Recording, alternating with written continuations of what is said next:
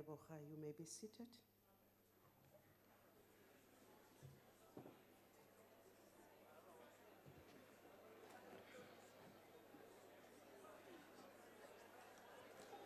Order, members.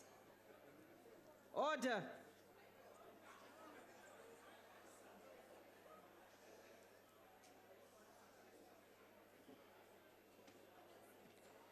Honorable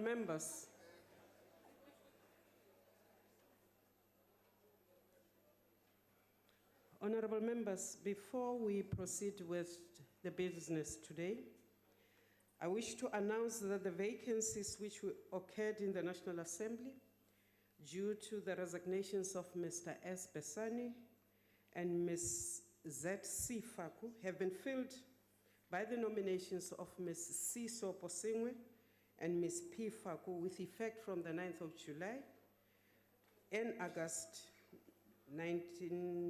2019 respectively. These members have taken their oath in the Speaker's office. I wish to welcome you, members.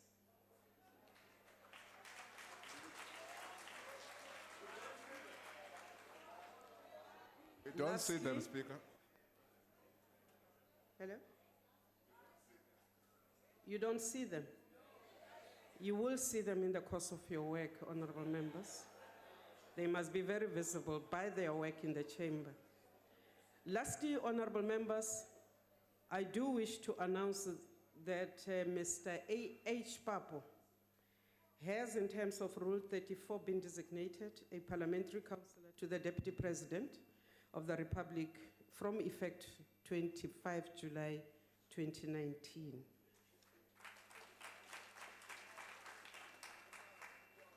The only item on today's order paper is questions addressed to the President. Members, you may press talk on your screens, on your desks, if you wish to put supplementary questions later. I wish to remind the honorable members that the names of members requesting to make supplementary questions will be cleared as soon as the Honorable President starts answering the fourth supplementary question.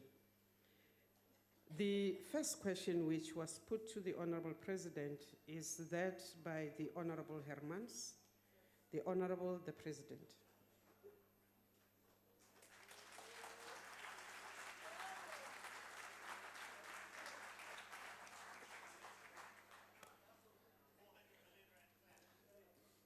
Madam Speaker, honorable members, I'd like to start off on a historical note.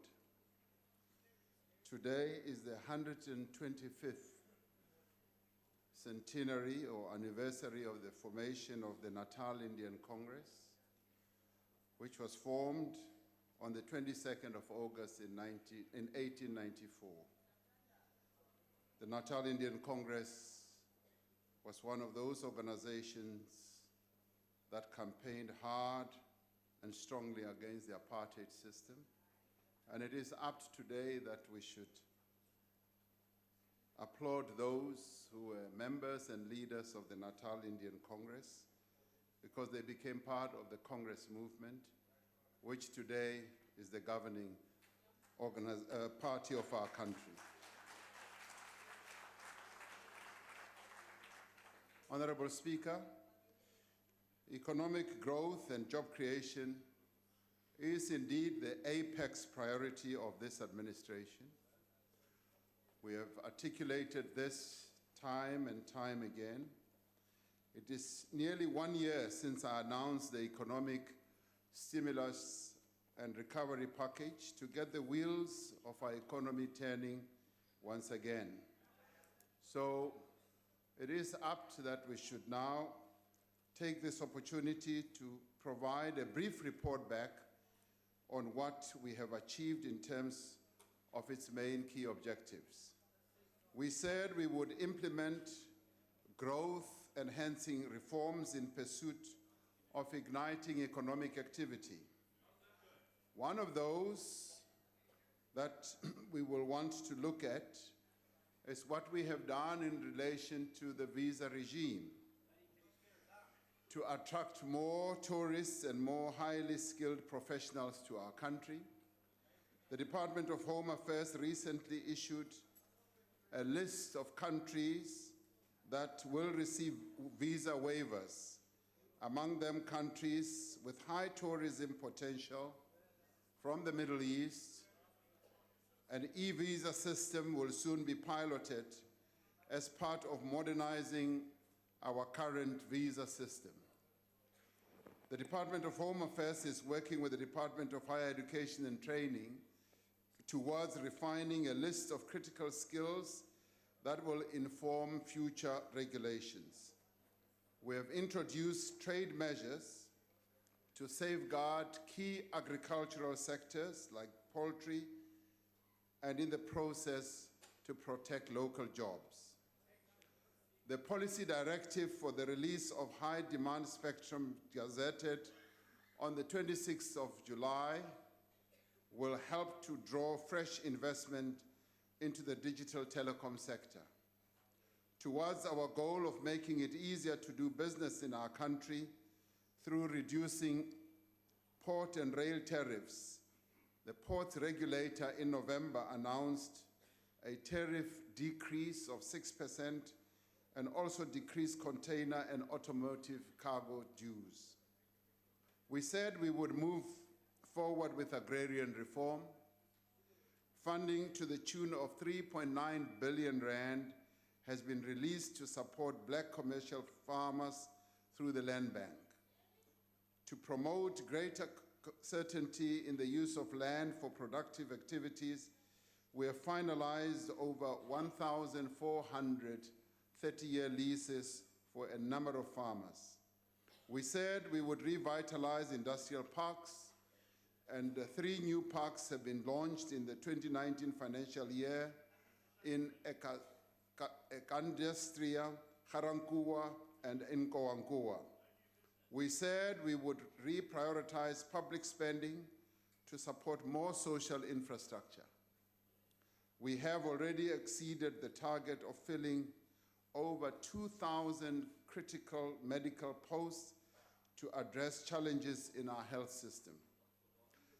Between 2018 in September and July 2019, the IDC approved upwards of 14 billion rand in infrastructure funding for roads, for human settlements, water infrastructure, schools, student accommodation, and public transport. To support job creation, an amount of 600 million has been provisionally allocated to support rural and township economies. The employee tax incentive has been extended to 2029 to enable more employers to take advantage of its provision to hire more young people. I recently met the leaders of business, labor and communities at NEDLEC, together with the Deputy President, to review progress in the implementation of the Job Summit commitments. While there has been progress in some areas, all constituencies agree that the depth of the unemployment crisis means that we have to do more, but more importantly, that we have to do it much faster. We have therefore agreed that, together with the Deputy President, we will convene a regular meeting with all NEDLEC constituencies to review progress and, where necessary, take action to resolve problems. As we outlined in SONA, Madam Speaker, in June, we are responding to the dire employment situation by addressing the structural weaknesses in our economy, developing skills that match the needs of the economy, boosting investment and fixing state-owned enterprises, and in particular, our electricity generating enterprise called Eskom. Further measures to reduce our fiscal deficit and debt ratios will be announced in the medium-term budget policy statement by the Minister of Finance in October. This administration is pursuing a purposeful industrial strategy in which we work closely with social partners to develop master plans for sectors with high potential for growth.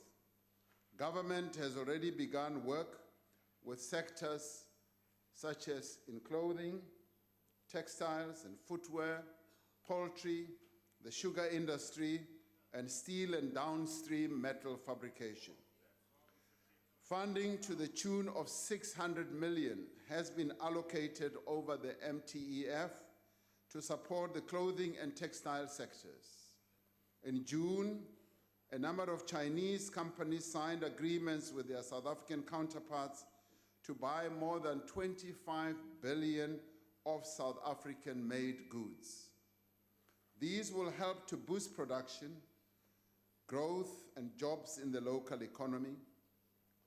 Now, another opportunity that beckons for us as South Africans is the Africa Continental Free Trade Area Agreement, which is planned to come into effect on the 1st of July next year. And this is expected to fundamentally help in reshaping our own economy. Already, exports to other African countries support about 250,000 South African jobs. I've just come back from Tanzania, where we entered into a number of agreements with the Tanzanian president in relation to enhancing economic growth between the two countries. We have 228 South African countries operating in Tanzania, and the Africa Free Trade Agreement therefore gives them an enormous platform to export finished goods from our shores here into the rest of the continent. To improve the levels of investment in the economy, we will hold the second South African Investment Conference from the 5th to the 7th of November. This will build on the success of the first conference, where commitments of some 300 billion rand were made by local and international companies in support of our 1.3 trillion rand investment drive. Of the 300 billion committed at the inaugural conference, around 250 billion worth of projects are in the implementation phase. There has been significant turnaround in flows of foreign direct investment, surging from 26.8 billion rand in 2017 to 70.7 billion rand in 2018. We are working on a set of priority reforms to improve the ease of doing business and reducing the cost of compliance. Technical working groups comprised of officials in the various and relevant departments have begun work on 5 of the indicators with regard to starting a business, paying taxes, registering property, trading across borders, and dealing with construction permits. One of the constraints to growth in our economy is the high level of economic concentration. Earlier this year, I signed the Competition Amendment Act into law, and major sections of this act have come into operation already. The new laws will give the competition authorities the ability to address abuse of dominance and high concentration that keeps small and emerging companies out of being key players in our economy. The combined efforts of DTI and the IDC and partnerships with the private sector are expected to provide support of well over 40 billion rand to black industrialists over the next 5 years, thus enhancing our radical economic transformation project. The IDC is expected to provide 11 billion rand in support of women-empowered enterprises alone, and further funds will be made available to youth enterprises. Through special interventions like special economic zones, reviving local industrial parks, business centers, digital hubs, and township and village enterprises. We are bringing economic development to local areas. We are working to develop small and medium enterprises in our cities, in our townships, and in our rural areas, and to create marketplaces where they can trade the products that they make. If we are to achieve the South Africa we want, we need to forge durable partnerships with government, with business, labor, and communities as well. Government is hard at work to create an enabling environment, use public resources wisely, and invest in developing the country's human potential. And in arriving at this, we've been listening and interacting with a number of role players, listening very closely to the suggestions that they are making, and those that we find have efficacy, we implement. Business and labor need to act together to promote our country's national strategic objectives. Early in the 6th administration, I engaged with the National Planning Commission to tap into the collective wisdom embodied in that esteemed collective of South Africans. In playing their advisory role, the National Planning Commission continues to develop research and insights to support strategies towards inclusive growth. There are no easy or quick solutions to low growth and unemployment. And this is an important part that we need to be aware of. When we introduced the economic recovery and stimulus package, we did say that this is a package with South African characteristics. It was not your typical stimulus project or plan, which is akin to what is done in other countries, because in other countries, they have quite a lot of money and they pump money into the economy to stimulate economic activity and growth, as well as to stimulate demand. In our case, we reprioritized and we've had to come up with measures. These interventions, by their very nature, take time to gain traction.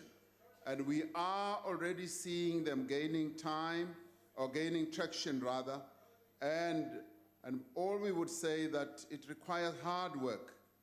It requires smart policy choices, commitment, and above all, close cooperation amongst all social partners. We have embarked on a journey, and this journey will become clearer as we move on in the next few months. Thank you very much, Honorable Speaker. Thank you, Mr. President. The Honorable Hermans.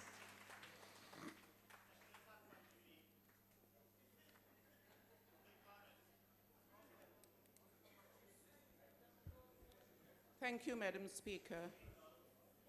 President, the African National Congress notes the extensive interventions made to improve the economy. Further, in the SONA, you also announced that as part of stimulating investment, government will coordinate work to resolve challenges by investors and reforming investment promotion policy, architecture, including reform measures for ease of doing business. The concerning matter for us as the African National Congress and all South Africans is the rise in the unemployment rate as reported by Stats SA in its quarterly labor force survey. Can the President further share with us the interventions and developments the government has made to build on these positive developments to reduce unemployment and create jobs? Thank you, ma'am. Mr. President. Thank you. Unemployment in our country is unacceptably high. We have identified it as the biggest risk that our country is facing at the moment. And this is particularly so amongst young people, and we are therefore moving forward with various interventions. And last year we did say that we've embarked on the Youth Employment Service project, and that is gaining traction. It is attracting a number of young people, and a number of young people are participating. We, however, have a number of other interventions that we are going to embark upon with a number of other social partners. The Job Summit interventions are also aimed at precisely addressing the unemployment challenge. And these interventions are being implemented as we speak, and the interventions that we are also making in relation to addressing youth unemployment are also being implemented. And we have set up a program management office in the presidency to focus specifically on the issue of youth unemployment. And we're working with various partners, the private sector, labor, and indeed various government departments. And we believe that we will be able to address it effectively, but more importantly, clearly, we need to be creating that conducive environment in our country for investments to take place. And it is for this reason that we are moving with great confidence to the investment conference in November, where we believe we'll be able to attract more investments to come into our country. Early indications are that a number of investors are actually very keen to come and invest in our country, including local investors who are already panel beating their various proposals for further investment in our economy. Much as we are seeing increased unemployment, but we're also seeing a glimmer of some hope, because those who had given up looking for work are now beginning in earnest to look for work, and hence the numbers have gone up. Clearly, we have to move much faster, much quicker, because every year the number of unemployed young people just increase the numbers of the unemployed in our country. We are addressing this. All I would say is that this is a national challenge. All of us need to put our heads together, to work together to see the extent to which we can address this problem. It is a major, major risk, and what we've embarked upon in the form of the stimulus package with South African characteristics is meant to address precisely this. What we are going to be announcing in the next few months is going to be aimed at addressing precisely all these. Now, daily, we are preoccupied with the best interventions that we can embark upon to address the unemployment challenge. So we are working on it, and much as the entire world is now facing low growth, we would like to boost more and more growth. And as I said, we look to the Africa Free Trade Area Agreement as being one of those boosters for economic growth in our country, and we are therefore calling upon businesses to look at this as a great opportunity, because many countries, as we travel around the continent, say they would rather be trading with us as South Africa rather than be trading with other trading partners who are far off in other countries offshore. So we have a great opportunity, and we can crank back to life our manufacturing base and reindustrialize our country and get the skill set that is needed to operate in our economy. So all these interventions are interlinked, and we will be seeking to make sure that they produce the ends that are required to get our economy moving forward. Thank you, Madam Speaker. Thank you, Mr. President. The Honorable Imam Sheikh. Thank you, Madam Speaker. Mr. President, let me acknowledge your comments when you started off by commending the Natal Indian Congress And I hope that many of my colleagues in this House will realize the role that the Natal Indian Congress played in the liberation of our people in this country. Mr. President, the extended public works program appeared to have been very successful. We have challenges in the health sector, we have challenges in the police sector in terms of human resource. Now, why down to which, you've said that you are going to create 5 million jobs in 10 years, which is about 500,000 per year. But at this stage, there's about 200, you said you were going to create 200,000, but the needs are 500,000.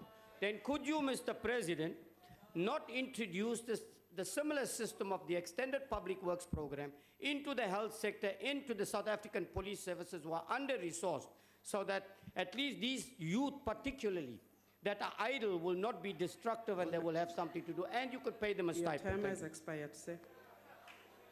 Honorable members, please remember that if you are not the person who posed the question, you must limit yourself to 1 minute to make your supplementary question.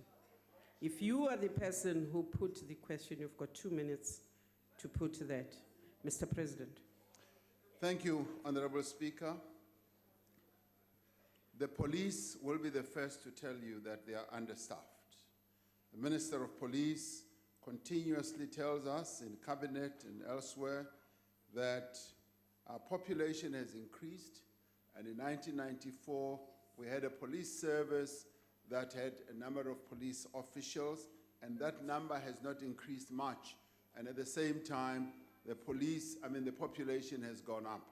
So he is in need, in order to fight crime in our country, is in need of more police officers who would be able to do the work that the whole nation expects of them.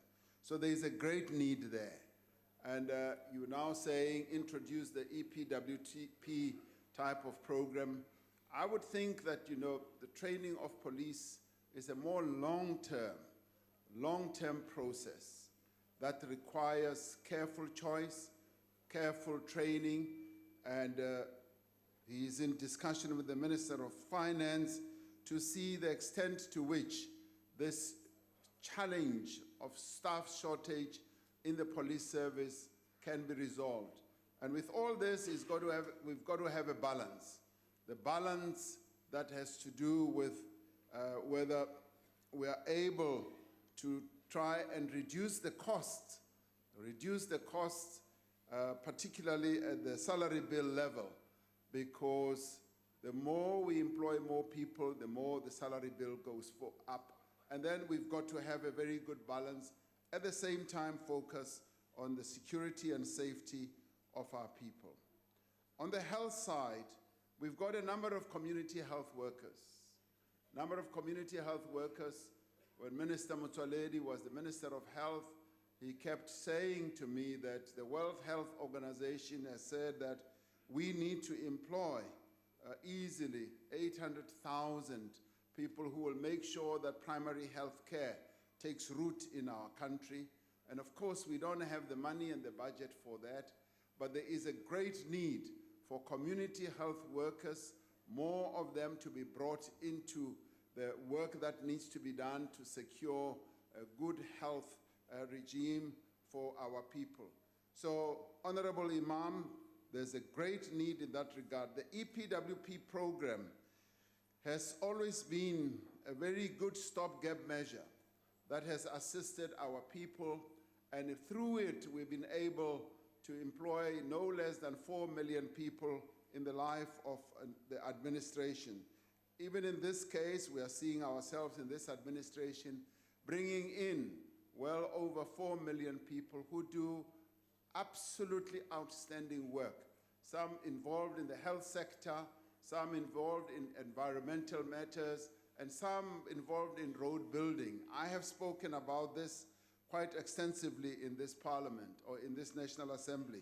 So we need to, yes, increase more people to participate in EPWP.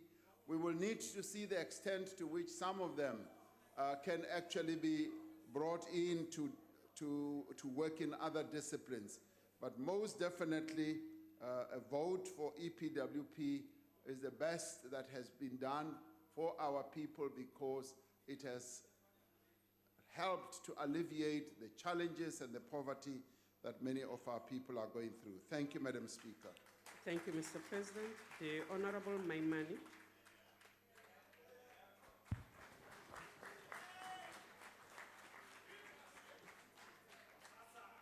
Mr. President, ESCOM have already said that any growth will result in load shedding. The next challenge is the fact that your government is unclear about its own policies.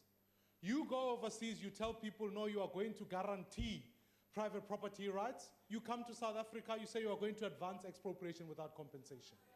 You tell people elsewhere that in fact the Constitution guarantees the independence of the Reserve Bank, and then your own party comes out and says, no, we are going to nationalize the Reserve Bank.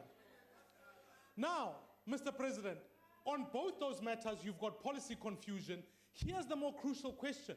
Your party has already come out and told the people of this country that in fact it is going to prescribe assets, which in simple terms, they are going to take the people of South Africa's pension money that they've worked hard all their lives.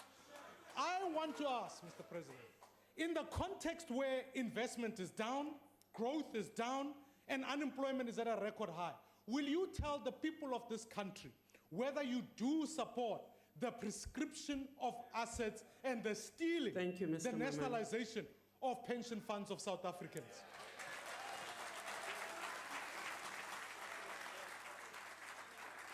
Mr. President.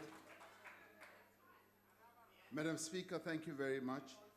The more I listen to Honorable Maimane, the more it seems like a broken record. It really does. I don't know how many Order. times, no, quite seriously. I mean, I always try to deal with members with the greatest respect. And when a member regurgitates the same issue, question time after question time, no matter how many answers you give him, the confusion is quite big on this side. And this for me is regrettable. It is quite regrettable. Madam Speaker, I have over and over again outlined the economic trajectory of our country, and it is, so you know and understand, it is an economic trajectory that is well appreciated by people in business, by people that we meet overseas, even at the World Economic Forum. In a few days, in 10 days or so, we will have the whole of the world, investing world coming here. And we are going to have a World Economic Forum, the Africa version, right here in this city. I would like to invite him to come and walk close to me so that he can hear precisely what the investing world is saying about our economic policies. So, Madam Speaker, I want to repeat that the African National Congress has the most progressive policies that it has put in place. The issue of prescribed assets has been discussed over and over and over again. And in the end, Madam Speaker, we are going to pursue policies that are going to advance the interests of our people here in South Africa and also advance the interests of the pension fund holders, the very workers of this country who are members of the trade unions, who themselves are the beneficiaries of all these pension funds. Madam Speaker, our policies are very clear and we are pursuing a strategy and a trajectory of economic policy and reform that is seen as being quite positive by the investing world. Thank you very much. Thank you, Mr. President. Madam Speaker, Yes, sir. Madam Speaker, I address you in terms of Rule 1426 of the National Assembly rules. That is the type of response you expect from a loan shark, not from a president. The question was clear. Do you support prescription of assets? The president has given us some meanders. He has not answered the question. Do you support prescription of assets or not? Simple question. Madam Speaker,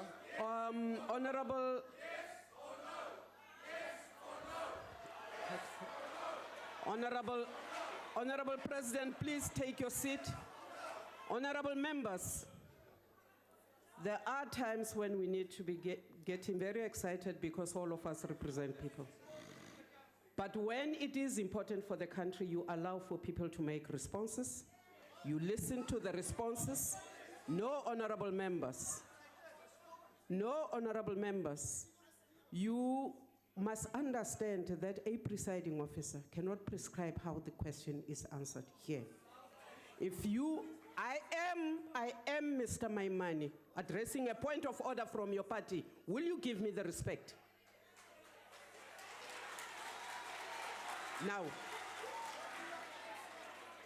Now, the quality of response from anybody on the podium or any minister answering from their seat is not something that you can ask me to put a judgment on. If you are not satisfied with the response that you get, there are many ways that you do know, Honorable Steenhuisen, that you can resort to ask questions. Please proceed, Mr. President. Madam Speaker. Madam Speaker. No, it's okay. Honorable Steenhuisen, May I I'm address hoping you- we are not in a dialogue. No, I'm not in a dialogue. I'm taking a point of order in terms of Rule 26(4) of the Rules of the National Assembly, which says very clearly that the Speaker must act fairly and impartially and apply the rules with due regard, ensuring the participation of members of all parties in a manner consistent with democracy. How is it democratic that we come here to ask questions of the President and the President is allowed under your watch to simply ignore the question? It was simple. Do you support prescribed assets or not?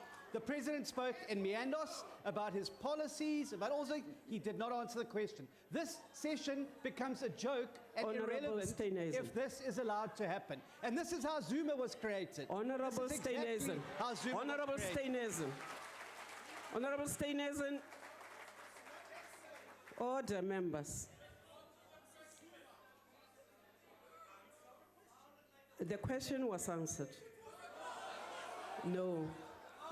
If you had been listening, no, order, members. Order. If you had been listening and your members had not been heckling, you would have heard that towards the end of that question. No.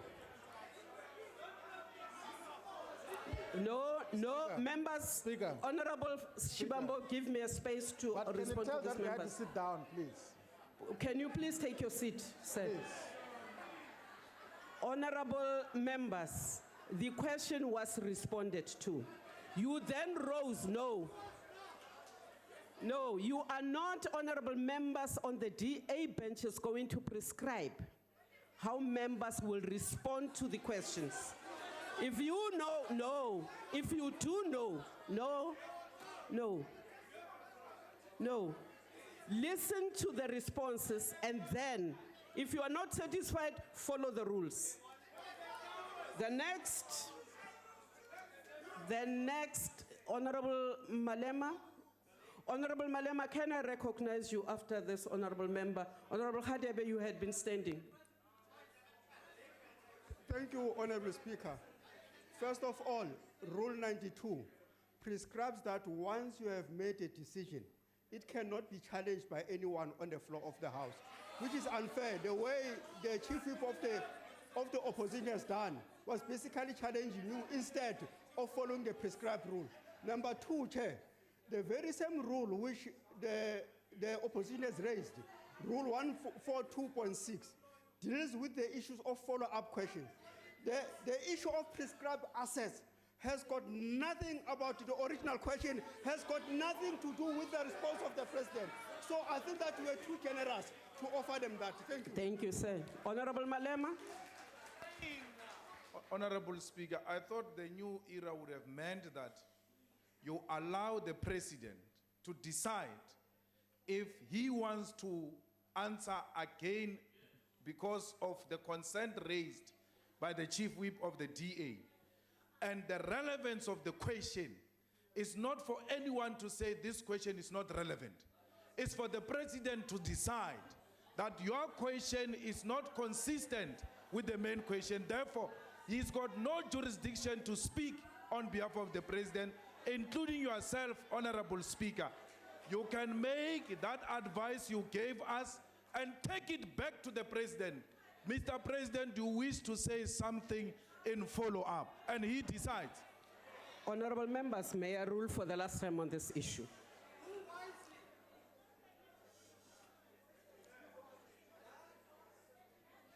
Honorable President, please take your seat. Honorable President, please take your seat. Honorable members, the third supplementary question went to Honorable Maimane. Honorable Maimane, you actually exceeded your time. I was patient by 15 seconds. No, it has everything to do with me being tolerant sitting here. Honorable Maimane, the president then went on to respond to the question you had put. After he finished responding, there was then a point of order. The point of order from the Honorable Steenhuisen was that in terms of Rule 142.6, that question must be responded to. I responded to say the question was responded to. It's not my interpretation. No, please take your hand down. The response was given from the podium. I then elaborated, Honorable Malema. When I sit here, I am not the expert. I am not going to sit there and say you can answer this one or not. If it was a supplementary question and the president had not, and it was not in line with the principal response, I would have pointed out to the president. He chose to respond to this one. Now, if a member is not satisfied with the quality of response they have received, that's my ruling. The member knows what to do to follow up on that issue. That has been a precedence set in this House, and I'm not going to change it today. If a member stands up on a supplementary question, and that supplementary question has nothing to do with the principal question or the response, I will then rule out. And most of the time, if it is remotely related, I will allow that to the person who is responding, whether or not they want to proceed. I now wish to proceed with the business of this day. And the next and the last supplementary on this question is posed by the Honorable Gadi. Honorable President, please take your seat. Honorable Ndlozi, you are not Honorable Gadi. Then I must be instructed that he is taking care. He doesn't just automatically jump out. You are taking care of the supplementary which was lodged by Honorable Gadi. Please proceed. Thanks, Honorable Speaker. You see, the question of prescribed assets, by the way, is very relevant to the original question because it has to do with economics, and that's what the question has opened to. So I think you need to take this opportunity to give direction to the country, because the idea that pension fund investments can be used in a time of crisis is completely ridiculous. Now, President, the NDP, which you were at the center of composing, has obviously dramatically failed. It promised to reduce unemployment to 14% by next year. You and I know that that is already gone. is it not time to conceptualize a new macroeconomic framework, which, by the way, is going to place the state at the center of economic production and control? Historically, there is no country in the world, in the West, in the East, in the global South, Honorable that has Ndlozi. ever developed without the state being at the center of production and control. Your time has Shouldn't we expired. pursue that economic route because your NDP has Your dramatically time has failed? expired, sir. The Honorable the President. Thank you, Honorable Speaker.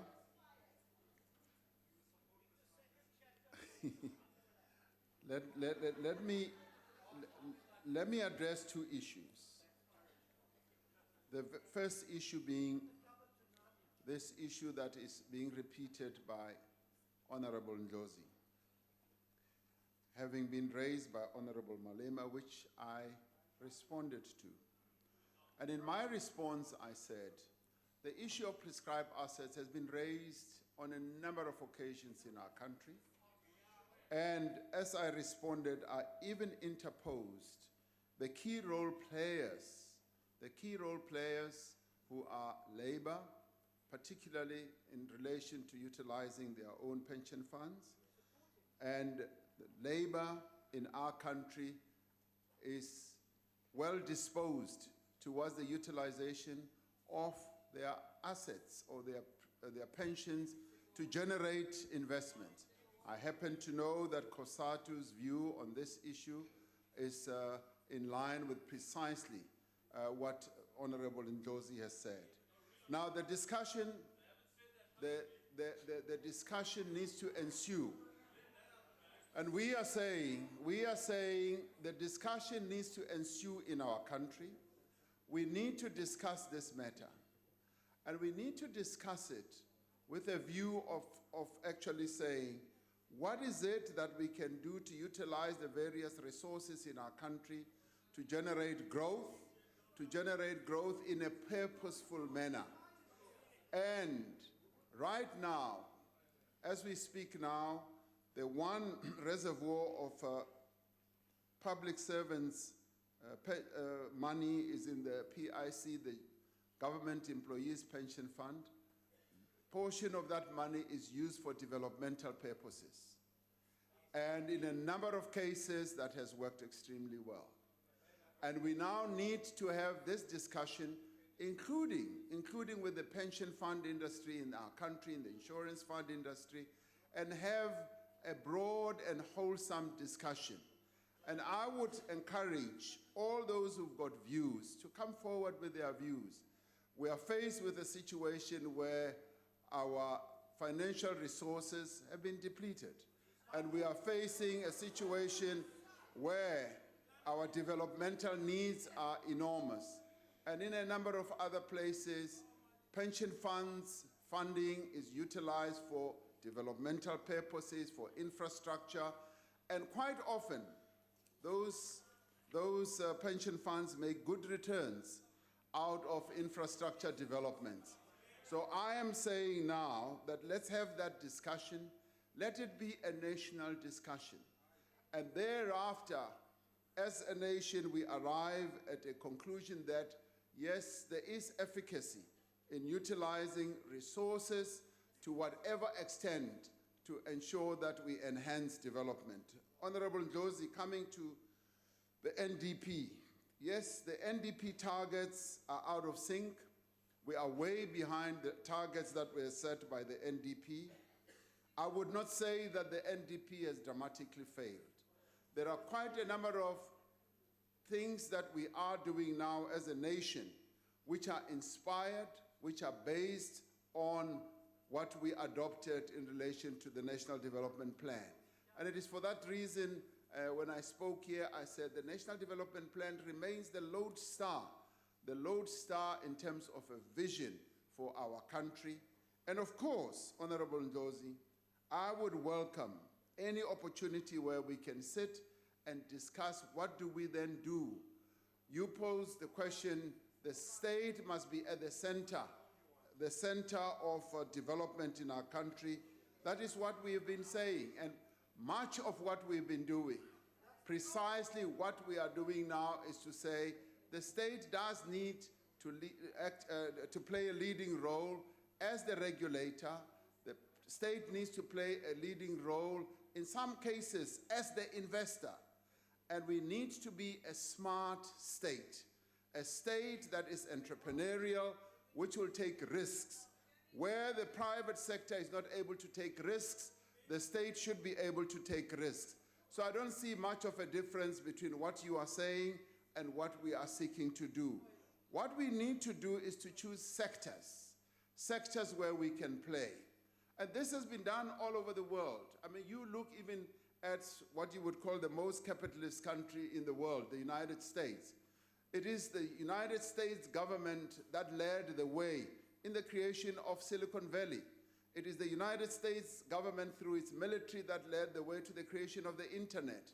And the state does need to play an entrepreneurial role and a leading role and seed certain industries or sectors that need to come up. A good example is precisely what has happened in a number of countries. China is one, and a number of countries in Southeast Asia have done precisely that. So we are not completely in different camps on this matter. We see ourselves as becoming more and more of an entrepreneurial state, a state that will take risk, a state that will work with private sector and lead the private sector to invest more and more money. So we see a symbiotic relationship between what we do as a government as well as what the private sector can do. Thank you, Honorable Speaker. Thank you, Mr. President. Mr. President, the second question is put to you by the Leader of the Opposition. It is question number 2. Honorable Speaker, honorable members, in January 2018, the then President Jacob Zuma appointed a commission of inquiry to investigate allegations of state capture, corruption, and fraud in the public sector, including organs of state. The Deputy Chief Justice of the Republic of South Africa, Judge Raymond Zondo, was appointed as the chairperson of the commission, having been identified by the Chief Justice. According to its terms of reference, among other things, the commission shall inquire into making findings, report on and make recommendations concerning the following. 1, the nature and extent of corruption, if any, in the awarding of contracts and tenders to companies, business entities, or organizations by government departments, agencies, or entities. In particular, whether any member of the National Executive, including the President, public official, functionary, or any organ of state influenced the awarding of tenders to benefit themselves, their families, or entities in which they held a personal interest. It should be obvious from these terms of reference that the Commission of Inquiry into State Capture has both the mandate and the authority to investigate matters to which Honorable Maimane refers. It is a matter of public record that the Commission is indeed investigating various allegations with respect to Bosasa, now known as African Global Operations. I, myself, have deposed an affidavit to the Commission regarding any contact or dealings I may have heard with persons who have either appeared before the Commission or have been named at the Commission in one form or another. I have also said that I would be willing and prepared to appear before the Commission at any time that the Commission would want me to hear me, rather, on any matter that may assist them in their work. There is therefore absolutely no reason to establish a new inquiry to investigate a matter that is already being investigated by a sitting commission of inquiry. As a country and as leaders, we should direct our efforts towards supporting the Zondo Commission of Inquiry and urging all those with information relevant to its mandate to make themselves available to the Commission. We need also to support and equip the National Prosecuting Agents Authority to pursue investigations and prosecutions where there is evidence of criminality. As for the report of the Public Protector, honorable members may know that this matter has been taken on judicial or urgent judicial review. We should allow the courts to make a determination on this matter. Let's give our courts the opportunity to deal with this matter, whereafter we can then have, if you like, a political discussion about it. I'm waiting for the courts to make a determination on this matter myself, and I'd like it to be done as urgently as possible. I want to assure this House that I more than anyone, want this matter to be resolved as soon as possible so that all of us as South Africans can get on with our lives and we can get on with the task of governance in our country. Thank you very much. Thank you, Mr. President. The Honorable, the Leader of the Opposition. Mr. President, in 2009, the SIU in fact found an improper and a corrupt relationship between government officials and the Bosasa Group.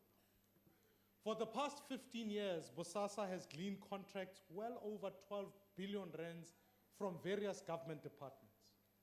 In fact, in 2013, Treasury sought to cancel all contracts with Bosasa and have the company blacklisted.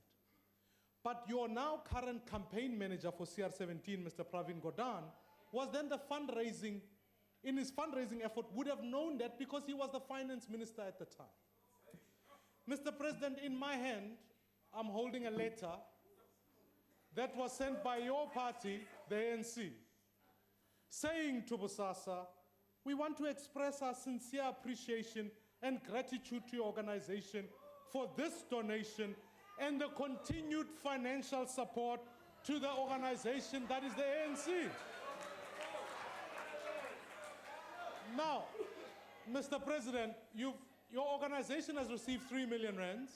You were deputy president of the ANC at the time. I want to remind you of the basics in law. If you are in possession of money deemed from criminal activities, that is also a crime. So, what I want to know, Mr. President, will you undertake today to ensure that the ANC repays to the fiscus all the money received from Bosasa for the past 15 years, as those monies were in fact derived from proceeds of corruption? Will you commit to the people of this country? Mr. President.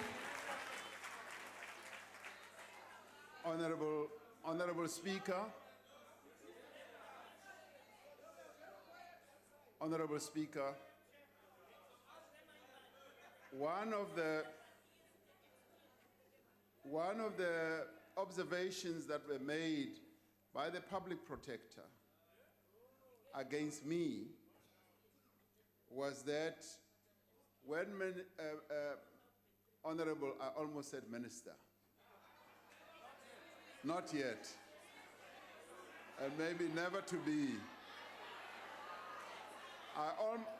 When Honorable Maimane played the same sort of gimmick the last time, the Public Protector in one of the paragraphs in the report said, Mr. President, when that was done to you, you should have actually asked for the copy and said, I'd like to reflect on it and I'll deal with it later. And she said, that's what you should have done.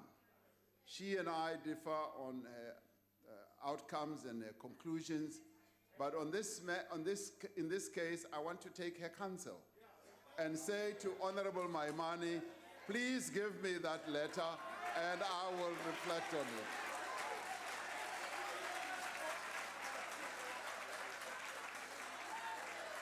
Thank you, Honorable Speaker.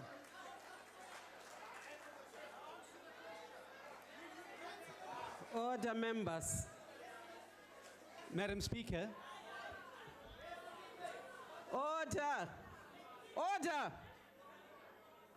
Order! The Honorable Steenhuisen, you are on your feet. Madam Speaker, it was a supplementary question. It's only 2 paragraphs long. We don't mind waiting while the President reads and he can then answer it. No, Honorable Steenhuisen. The President responded by saying, I want to take time to look at what you are presenting. So, can we proceed? Honorable Maimani, you can't have a second bite at a No, it's supplementary. not a second bite. You are making me clever. I just want clarity. The president has committed to get back to this house. I'd Yes, like he to will. know when. Honorable members, no. I heard somebody say Mbusuga. That is completely out. Please don't use that language here. We will not degenerate. Honorable Maimani, Honorable President, can you put a date?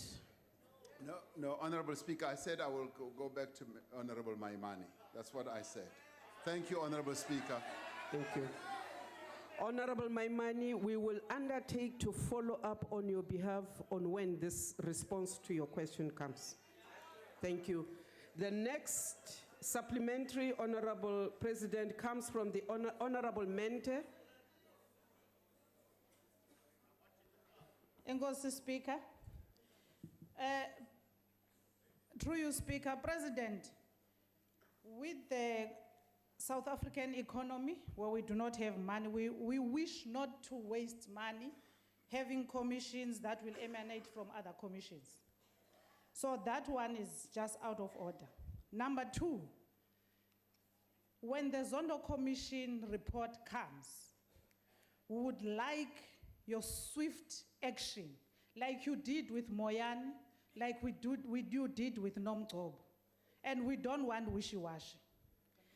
And then number 3, where we are most putting our focus on is your own role that you are playing within the whole corruption saga. You said you will take your son to the police if you find out that he has taken money. You didn't do that.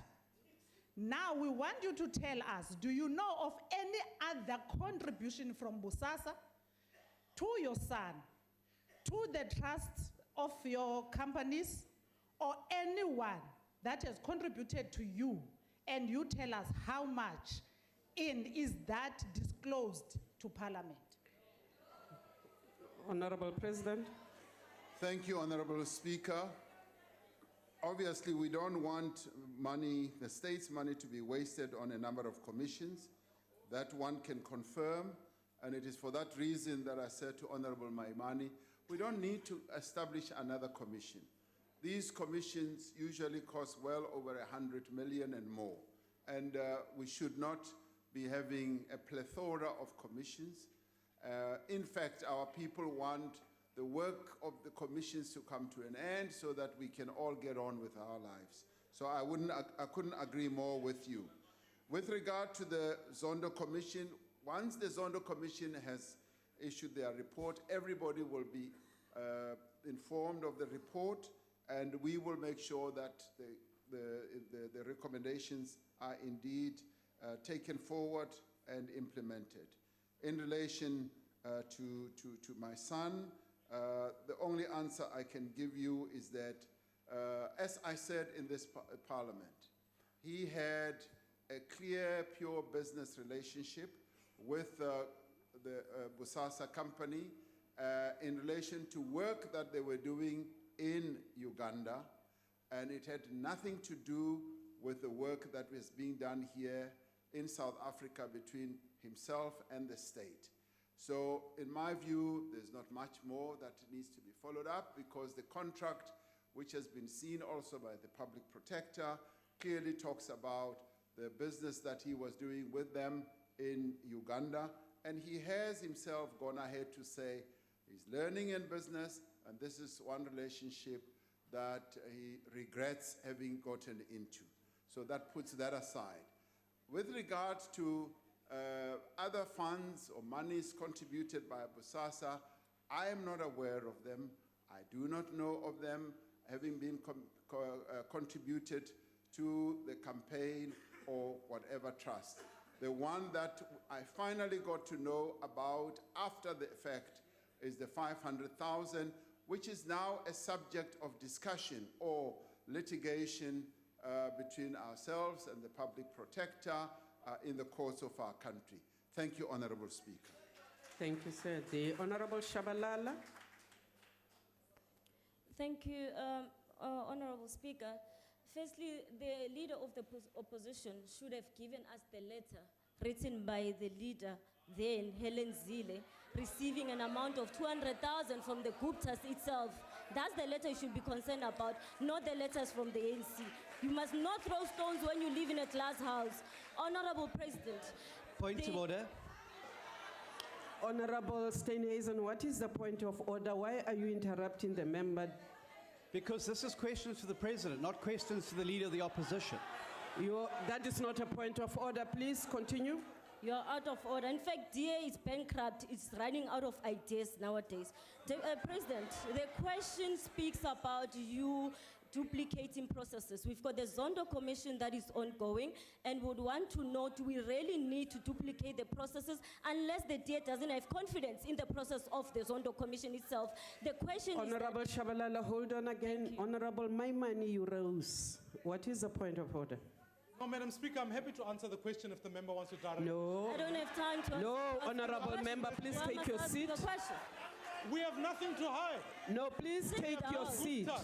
This is money that was No, stolen. please take your seat. Honorable members. Order, order, order, order.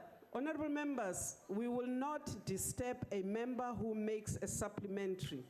In that supplementary, in that 1 minute, this member has a right to say whatever and to conclude with a question. Please proceed, me. Honorable President, would you please remind South Africans at large what measures has government taken to investigate allegations of corruption of state capture and to punish those who found guilty? I thank you. Thank you, ma'am. Point The of Honorable, order. the President. Point of order. Your point of order, Ntate We Ndlozi? should be asking questions, not memories, like remind people. What is the question? The The ANC is abusing us. I thought you have ideas. order. there's no Honorable question. Ndlozi, please take your seat. Speaker. That is not a point of order. Please Memory take your was- seat. Please take your seat. Order, members. Order. The Honorable, the President. Honorable Speaker, indeed, we have set it out very clearly, even in our SONA pronouncements, that the whole process of renewal has to mean that we've got to rebuild our institutions, particularly the criminal justice institutions, rebuild them to a point where they are able to deal with acts of corruption and criminality. And the Zondo Commission is executing a very important task, which in the end will culminate, yes, in the recommendations that they will come up with. And the National Prosecuting Agency, or Authority rather, is also being strengthened on an ongoing basis so that it is able to pursue those who may well find themselves to have been involved in corrupt activities. We are irrevocably committed to this path. It is a path of renewal, a path of rebuilding the institutions in our country and make sure that the rule of law becomes the order of the day in South Africa and that we uphold the tenets that are clearly stated in our Constitution. Thank you, Honorable Speaker. Your last supplementary, Honorable President, comes from the Honorable Sheikh Imam. Thank you, Madam Speaker. Mr. President, my understanding is these commissions and investigations are very selective. And I know that you want to deal with the issue of corruption and state capture or any looting of state resources. Now, please tell us, Mr. President, why hasn't anybody to date, and even from this House, been charged criminally for the VBS Bank looting? Could you please tell us, Mr. President, and what you're going to do about it, Mr. President? Mr. President. Honorable Speaker, I know, I know that there is a great deal of impatience in the nation, and a measure of impatience that almost wants to see the roles that the executive plays and the roles of independent institutions that we have set up in terms of our constitutions conflated. And we cannot have a situation like that where the executive is the one that is the executioner of, for instance, the justice or prosecution. We have institutions like the NPA, we have investigative institutions like the police, like the Hawks, and like the criminal intelligence. And all those are institutions that were clearly and carefully set up by our Constitution to deal with the matters that are germane to the area that they operate in. Now, the National Prosecuting Agency is the one that initiates prosecutions following, of course, investigation and, say, arrests by the police. They are the ones who we agreed will be independent, who we agreed that they will execute their task without favor, without fear, and without prejudice. Let us allow them, as they are rebuilding themselves, repositioning themselves, refashioning themselves, to do the work that they are constitutionally mandated to do. And let us not interfere in the work that they have to do. I would like to give them space. I'd like to give them all the resources that they need even to do this work. So it is they who must take the decisions of who needs to be prosecuted. It cannot be the president. It cannot be the deputy president. It cannot be the cabinet. It must be the prosecuting authority that will take that decision. The day the president does so, it basically means we have gone backwards once again. It basically means that we are conflating the roles that an independent agency has to play as well as the executive authority has to play.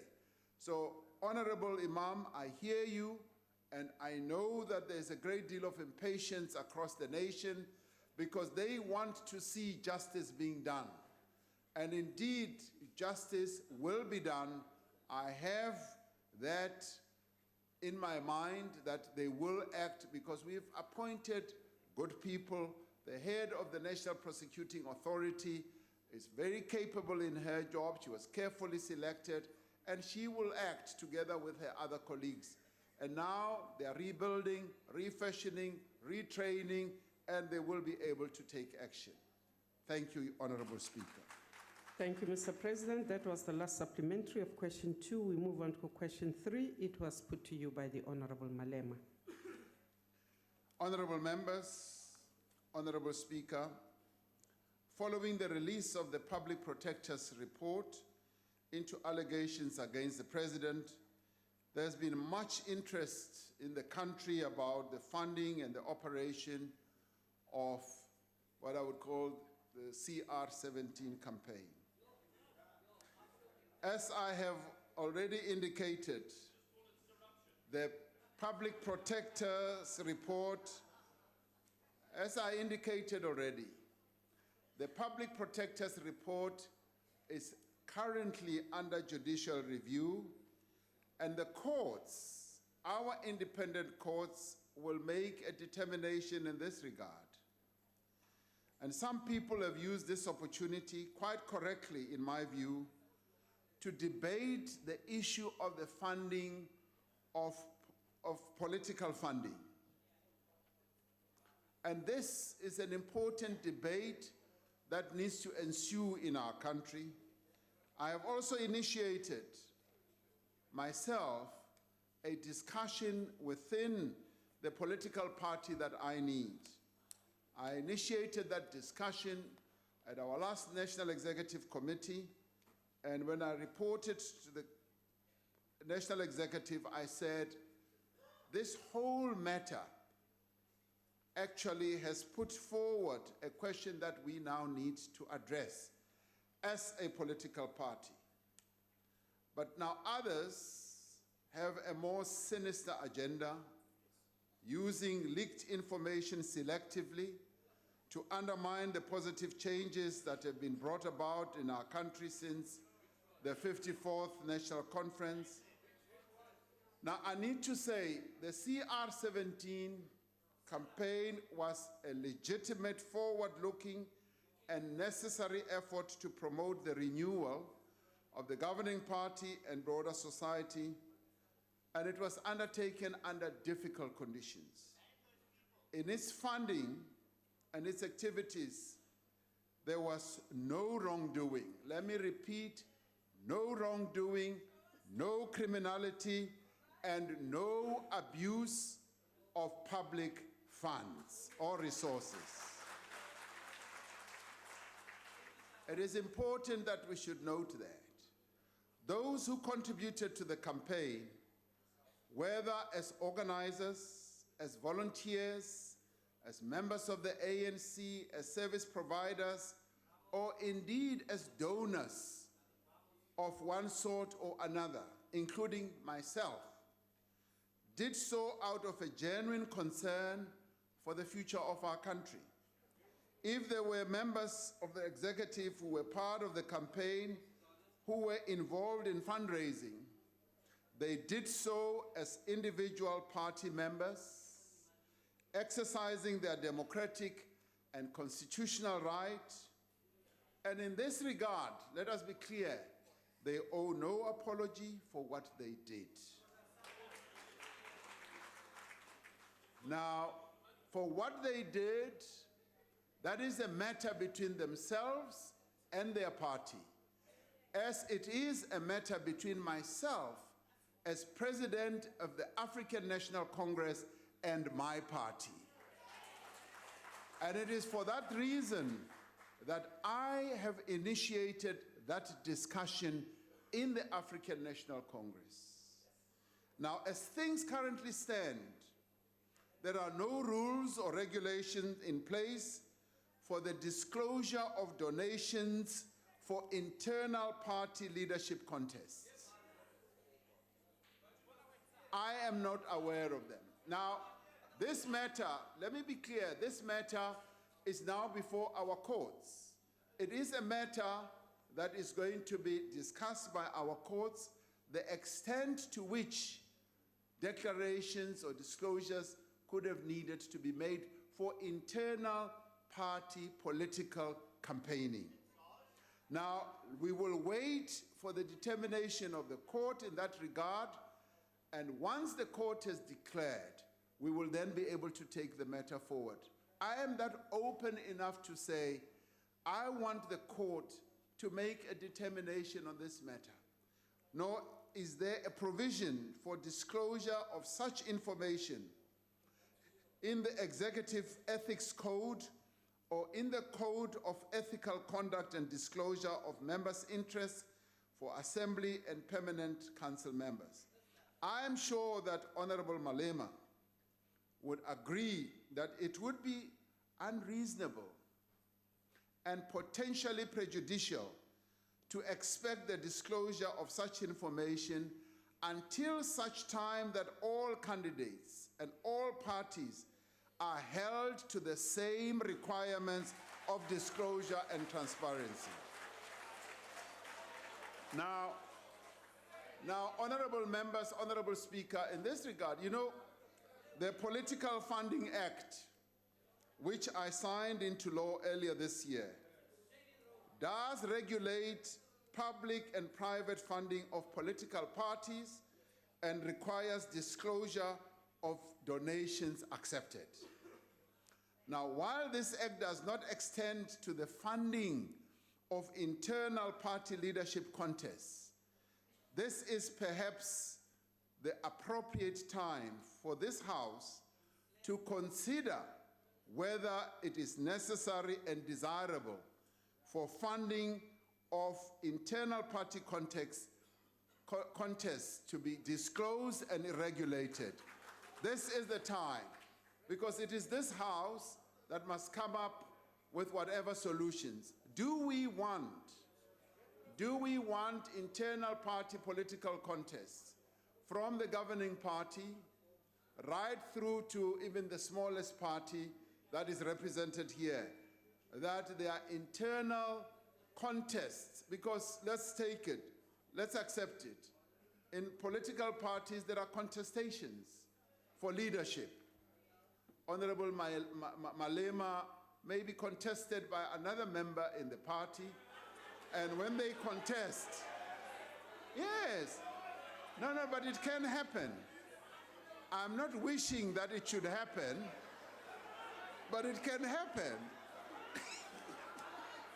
But it can happen if, let's put it this way. Honorable Shibambo is Honorable Malema's deputy. Now, heaven forbid, one day it happens that Honorable Shibambo decides that he actually wants to contest. He wants to contest the position of CIC. And he says, I am tired of being a deputy. I want to contest. And the same thing may happen to Honorable Maimane. It may happen to even myself.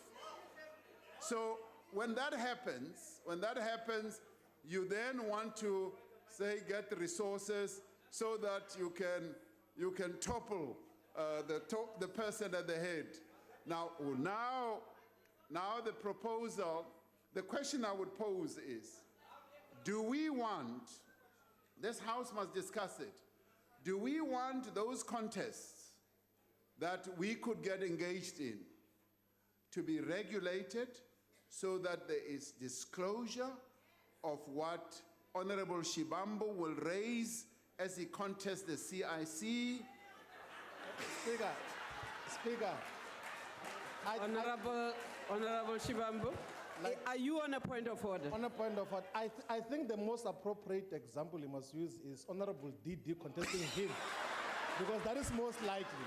Not this one is Thank you, sir. was still stable. I'm sure he's hearing you, Yeah, but that was is still not a stable. point of order. Please proceed, Mr. President. Well, maybe to make you feel better, do we want, when Honorable Mabuza contests me as president of the ANC, that the resources that he might raise to be regulated, and to be regulated by an act of parliament? That is the question we have to raise, that we have to discuss amongst ourselves. So I would therefore like to suggest that this parliament take responsibility for ensuring that the same standards of accountability and transparency are applied to all leaders, are applied across the board, if that is what we want to do. I thank you, Honorable Speaker. Thank you, Mr. President. The Honorable Malema. Thank you very much, President. Just quickly to remind your members that in the VBS scandal, 99.8% of people implicated in that story are ANC members. So they must stop being chatarach and saying other things here. Now, President, Order, members. you were elected on a ticket of transparency. And you were elected on the ticket of anti-corruption as a man who's not scared to open up to society and the country and say these are the activities we're involved in. So now, why do you have a problem in disclosing the names of people who have made contribution to you? Even if you were doing that for political party purpose or contest in the party. You were the deputy president, you are the president, and you can't take leave from yourself. You can't say, today I'm on leave. I'm not a state deputy president, I'm a party deputy president. At all material times, you are the leader of our country. And the sooner you come to the reality that not everybody is a president of South Africa, and stop comparing yourself with other candidates. We do not have interest on them, they've not won. You are the president, and you shall be held with high standards because you are the president. You must never be shocked when we don't ask similar questions to nobodies, because you are the #1 citizen who occupies the highest office. And therefore, to compare yourself with nobodies, you are reducing not only yourself, but the office you are occupying. But this one, the last one, you'll answer me outside. How many of my members did you give money?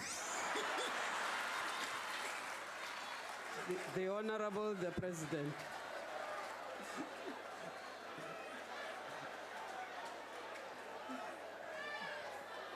Order, members, order. Order. Okay. Mr. President. Honorable Speaker, let me start off with the first question and say that yes, indeed, transparency is absolutely necessary. And I have no difficulty or problem with the issue of transparency. The act that my lawyers took in asking the court to seal some of those documents is because the documents that were then, particularly the bank statements that were then made available to the public protector, were of a number of accounts emanating from as early as 2014, when there was no, say, CR17 campaign. And what got to us was just the confidentiality of the information of a number of people. You know, bank accounts are very sort of sensitive type of documents, where all of us in our bank accounts, we transact with whoever and so forth, and that is quite private and all that. Now, they went as early as 2014, and during a period where there was no campaign, and that is what our lawyers felt needed, yes, to be sealed. Now, in the course of all that, it then encompasses everything. Now, we are going to do a review of all that, and I would like Honorable Malema to keep an eye on the issue of transparency. And of course, you're absolutely right. As President of the Republic, yes, I know I'll be held to a much higher standard. You're absolutely right. And I would say that, you know, you say I should not see myself as being equal to everybody. I am equal to everybody, but I am held to a much higher standard. And I accept that. Let us allow this period of evaluating this whole process through the courts, and thereafter, I will be able to take a view and indeed see how best we handle this situation. Because indeed, I do want to uphold the principle of being transparent, of being straight and being honest, indeed, even on this very difficult matter. Now, you want to know how many members of your EFF we gave money to. Now, let me say, the EFF put me in a very embarrassing position because in the end, those members have now been shifted aside. Now, these two colleagues, and I see them as colleagues, by the way, they served in the NCOP, and they were my most vociferous opponents and critics in the NCOP. And when, as members of parliament, right across the board, when we discuss, there is a point where there is the question of humanity, where there is humanity, where we interact with each other beyond even party lines and see ourselves as human beings. When these two members had great difficulties, which they needed to, which they articulated, we felt that help was needed and they were given help. The help was not connected to anything, as I have done with a number of other members as well.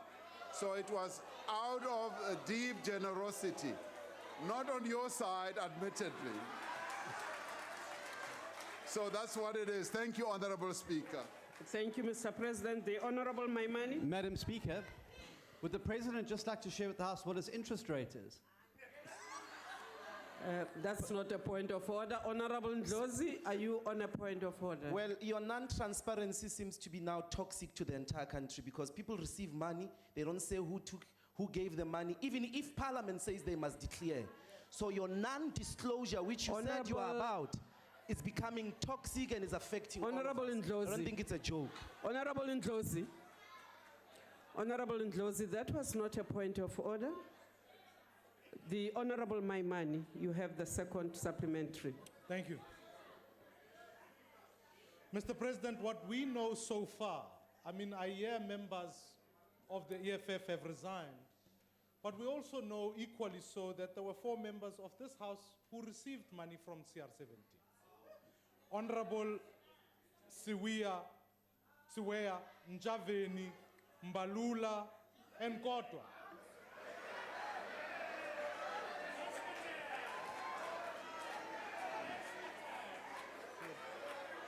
Please continue, your time is running. No, I can't speak up, as you can hear, I can't. Order, members. Order. Order. Honorable Minister, akakho umuntu ophethayo in the House. No, honorable member, that will not be allowed. Honorable Maimani, please proceed. Maybe she's complaining because she didn't get paid. No, Honorable Maimani, sorry, I your withdraw. time is... No. What I want to know is that the president has a prerogative to appoint cabinet ministers. And that decision must pass the test of rationality. I'm not interested in some ways as to who donated. We now know who money went to. I want to know whether in his mind, when he was applying, choosing his cabinet, did the factors of people being paid come into account when he chose his cabinet? Or was it rewards for the campaign that they led in CR17? Mr. President. Thank you, Honorable Speaker. Honorable Maimani, the answer is no. I don't operate like that. The issue of the amounts that were deposited into people's accounts had a variety of reasons. A number of them were active participants in the campaign, and they were meant to utilize the money for purely legitimate purposes of making sure that the campaign moves forward. And with all the colleagues that you refer to, there was no expectation whatsoever for any recognition, any return, and the decision to appoint members into the executive is a process that the leadership of the African National Congress gets involved in. It's a process that the president applies his mind to very carefully, and what people will have done in whatever campaign and role they have played has nothing whatsoever to do with the reason why they are appointed. People are appointed in terms of their own capability, their own merit, and no other reason. Thank you very much. Thank you, Mr. President. The Honorable Nkwangwa. Thank you very much, Madam Speaker. The question will be taken over by the General. The Honorable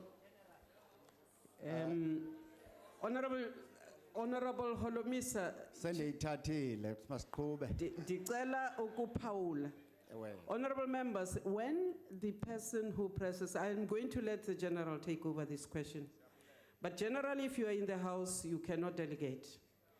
In this instance, there is no rule that specifically deals with supplementaries. So I'm going to allow you, General, to do it. I even pressed before him. No, I am looking at Honorable my order Speaker here. and Honorable President. Iphi mhlekazi le mali nobhala ungake usinike nje nathi apha ecaleni mfondini. The nation and the world have witnessed the ugly public spat between the president and the public protector. Not only is this situation embarrassing for South Africa, but it also does not augur well for the president's new dawn, for your role as custodian of the Constitution and investor sentiments. This parliament has the necessary powers and authority to look into the public protector's investigation and should hear the matter and deliberate the public protector's remedial action. If you agree, would you be willing to subject yourself to such a process and withdraw the matter from the courts for now, in the interest of transparency? Please. The Honorable the President. Honorable Speaker, Honorable Holomisa, I am sensitive to the issue that you have raised.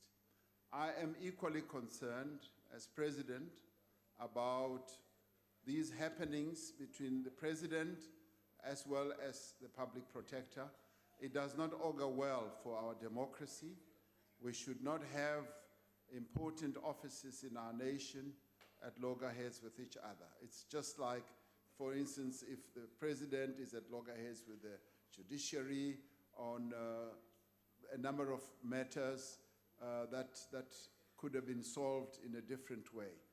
It so happens that the findings of the Public Protector we have found are challengeable in law and in fact. And it is for this reason that my advice has been that we should actually go to an arbiter like our court. We should not be alarmed when things like these happen. We've got a constitution that regulates the relationship between the various institutions or organs of the state. And as long as everything will be handled in terms of our constitution and in terms of the law, we should not be alarmed that the wheels will come off. Yes, we should be concerned politically that there is this spat that is taking place, but in reality, we should rely on the tried and tested ability of our judiciary, which we put in place to be the arbiter in disputes whenever organs of the state don't agree and whenever individuals don't agree or individuals and organs of the state. So this is what I would call par for the course. It is concerning, but it is a valley that we've got to go through so that in the end, we're able to test the decisions of one organ of state against what may possibly be slightly different when examined by another organ of state. So much as you are concerned, as I am concerned, let us allow this process to go on. It may well be, Honorable Holomisa, that your wish is finally granted, that this matter finally comes back to Parliament and Parliament is given the opportunity to adjudicate on this matter. But right now, if they say, as they say in law, in limine, just in the meantime, let us allow this process to unfold. And the good part of it is that it should be done in terms of our law, our constitution, and in terms of the protocols and traditions that we have now evolved as a new democracy in our country. Many years later, we will look back at this and we will admire the constitutional statehood that we have, that this constitutional statehood has served South Africa extremely well. Thank you, Honorable Speaker. Thank you, Mr. President. Your last supplementary is from the Honorable Mohammed Hlala. Thank you, Honorable Speaker. Honorable President, if in a process of a plethora of investigations emerging today in our country, there's any... Honorable Ndlozi, stop hectoring the member on the... Stop hectoring the member speaking. You are disturbing her train. No, please proceed, Mayor Mahambeshala, and address the chair. Thank you, Speaker. I'm not going to be tempted. Honorable President, if in the process of a plethora of investigations emerging, and we see today in our country, there's any form of fraud or corruption found, will the President act? Can the President also assure and take the country into confidence in terms of his involvement on the CR17 campaign funding, and also if the funding was not from the taxpayers' coffers? Thank you, President. Thank you, ma'am. The Honorable President. Honorable Speaker, Honorable Mahambeshala, yes, I am able to say that if there is to be found any wrongdoing, anything that was done against our laws, yes, in the campaign, yes, I will be prepared and willing to act without any doubt or equivocation. And on the issue of whether, in the end, was there any taxpayers' money utilized? As I said earlier, there was no taxpayers' money utilized in the CR17 campaign. That I can state, and if it is found to be so, we will then take action. The extent of my involvement, yes, it's a question that has been raised by the public protector, and I would like that to be examined by, for instance, our courts in this regard, because it is a matter that is now being discussed and debated in our courts, and it is going to emanate from, did I know about the Bosasa 500,000 donation or not? That matter is being entertained, is being discussed, being adjudicated through the various litigations, and the public protector has taken a view on that, and we have taken a different view. So I would like to say that that whole matter of the extent to which, yes, I was involved or not involved is a matter that needs to be properly ventilated and clarified. And in due course, we will be able also to give a very clear view on this matter. Thank you, Honorable Speaker. Thank you, Mr. President. We proceed to question number 4. That was put to you by the Honorable Dr. Dlomo. Honorable members, Honorable Speaker, South Africa has massive inequalities that require policy change if we are to give our people a better life. We are one of the countries with the highest inequality in the world. The health sector contributes significantly to a country's inequality status. Therefore, one of our greatest priorities as a nation must be the achievement of universal health coverage, where all our people have equal access to quality health care. This is essential for the achievement of a better quality of life for all South Africans. It is also important for social justice, for equity, and for a more productive economy. We have also signed as a country the Sustainable Development Agenda, which calls for the introduction of universal health coverage.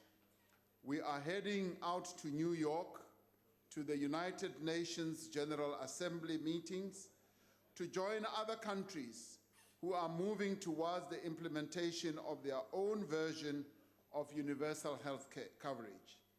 As part of our global commitment, we attended and contributed our input at the G20 summit in Osaka in Japan in June of this year. At the summit, we, together with low and medium income countries, were urged, and this matter was put on the agenda by the Prime Minister of Japan in the midst of all these other G20 countries, we were urged to move towards universal health coverage for our countries. We are on track to do this in our country through the National Health Insurance. We have global support in moving towards universal health coverage. The Elders Group, which was established by former President Nelson Mandela, has issued a statement in support of our efforts towards national health insurance. And the Elders Group is a group of elders who used to be former presidents and heads of states in various countries around the world.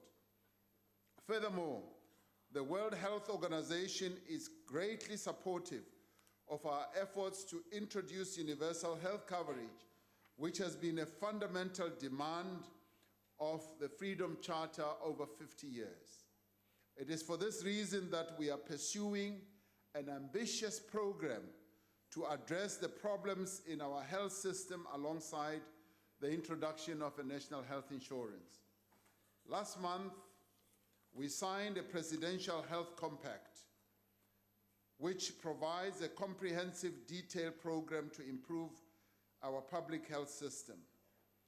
Now, this historic compact was developed together with all key stakeholders in the health sector, including health professionals, health organizations, labor, business, statutory councils, civil society, and the users of the health system and academia.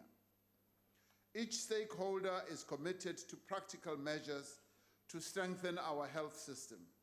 This is essential if we are to ensure that each clinic, each community health center and hospital in the public and private sector is NHI ready. The NHI fund, which we are going to be setting up, as set out in the bill that is now going to come to Parliament, will contract only those hospitals and clinics that meet international quality standards. This approach implies that we will be undertaking measures to strengthen the health system as we implement the NHI. We are focusing our improvements in human resources, access to medicines and vaccines, building and maintenance of infrastructure, and the quality, the safety, and the quality of health services. We are working together with stakeholders to improve financial management and strengthen governance, oversight, and accountability.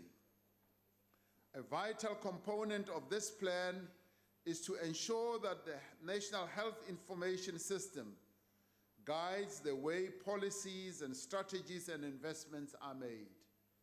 Once passed into law, the National Health Insurance Bill, which will become an act, will go a long way towards achieving universal quality health coverage. We will join a community of nations that are moving towards ending inequality in access to quality health care. In South Africa, we are confronting severe inequalities, where around 250 billion rand is spent on the 16% of the population who have access to private health care, while only 220 billion goes towards health care for the rest of the population. But the interesting thing is, even those who are covered by private health care, when their allowances come to an end in their medical aids, they are the first to run to the public healthcare system. They go there for vaccines and a whole number of other requirements. There are those who say we must leave things as they are. And by the way, this 16% get rebates from the government. Therefore, the government subsidizes. It subsidizes even those who say that they've got private health care coverage. Now, we are called upon to retain an unjust system that deprives the majority of South Africans access to doctors, specialists, allied health professionals that are supposed to serve only a few to the exclusion of the rest. And to this, we have to say a unanimous no. This is unfair, it is inefficient, it is unsustainable. We have enough resources in this country to give every man, every woman, every child health care, but we refuse because we want to promote interests of a few to the detriment of the rest. We shall change this, and we are irrevocably committed to changing this. Implementing national health insurance while improving the health system has several benefits. The NHI will increase the resources available to hire more health workers, thus reducing waiting times in hospitals and in clinics. Contracting health professionals from the private sector into NHI will increase access to the services of doctors, specialists, dentists, physiotherapists, psychologists, and many others. Through the more efficient allocation of health resources, the NHI will improve access to medicines, to equipment, reduce drug stockouts, and improve maintenance of facilities. The NHI fund will separate the purchase of health services from the delivery of services, thereby increasing value for money. It will help to ensure that funds, staff, medicine, and equipment are more fairly distributed. It will further enhance the quality of services delivered because all those who receive contracts will be able to provide services of a specified quality. It will also help improve efficiency, transparency, and accountability. Now, as we have done before with all major policy interventions since 1994, we will ensure effective consultation and engagement across society at all stages of this process. The quest for universal health coverage is probably one of the most significant public-private partnerships that we will undertake, and it is essential that all social partners are involved in its design and implementation. It will be implemented incrementally within available resources. The NHI provides an opportunity to fundamentally transform the healthcare system in our country to ensure greater fairness, improved health outcomes, and a more productive workforce. Through the NHI, we will be closer to achieving the demand that was set out by our forebears in the Freedom Charter, that free medical care and hospitalization shall be provided for all. Working together, we are determined to achieve this goal. Now, I had the occasion to listen to Prime Minister Olof Palme of Sweden before he was assassinated, when he told me that the first Prime Minister of their country had ended up in a public hospital. He had had a medical procedure, and it was a ward that accommodated some 4 or 6 people. And the following day, somebody came and laid in the bed next to his, and they started conversing. And he asked him, "What do you do for a living?" He said, "I am a steel worker, and I work in a steel mill somewhere." And the then Prime Minister Herlande was his name. He then said, "I want to tell you something, my friend. This is exactly what we were working to achieve. That you as a steel worker can come into a hospital and come and lie next to me as the Prime Minister of this country, and both of us can get exactly the same medical health care."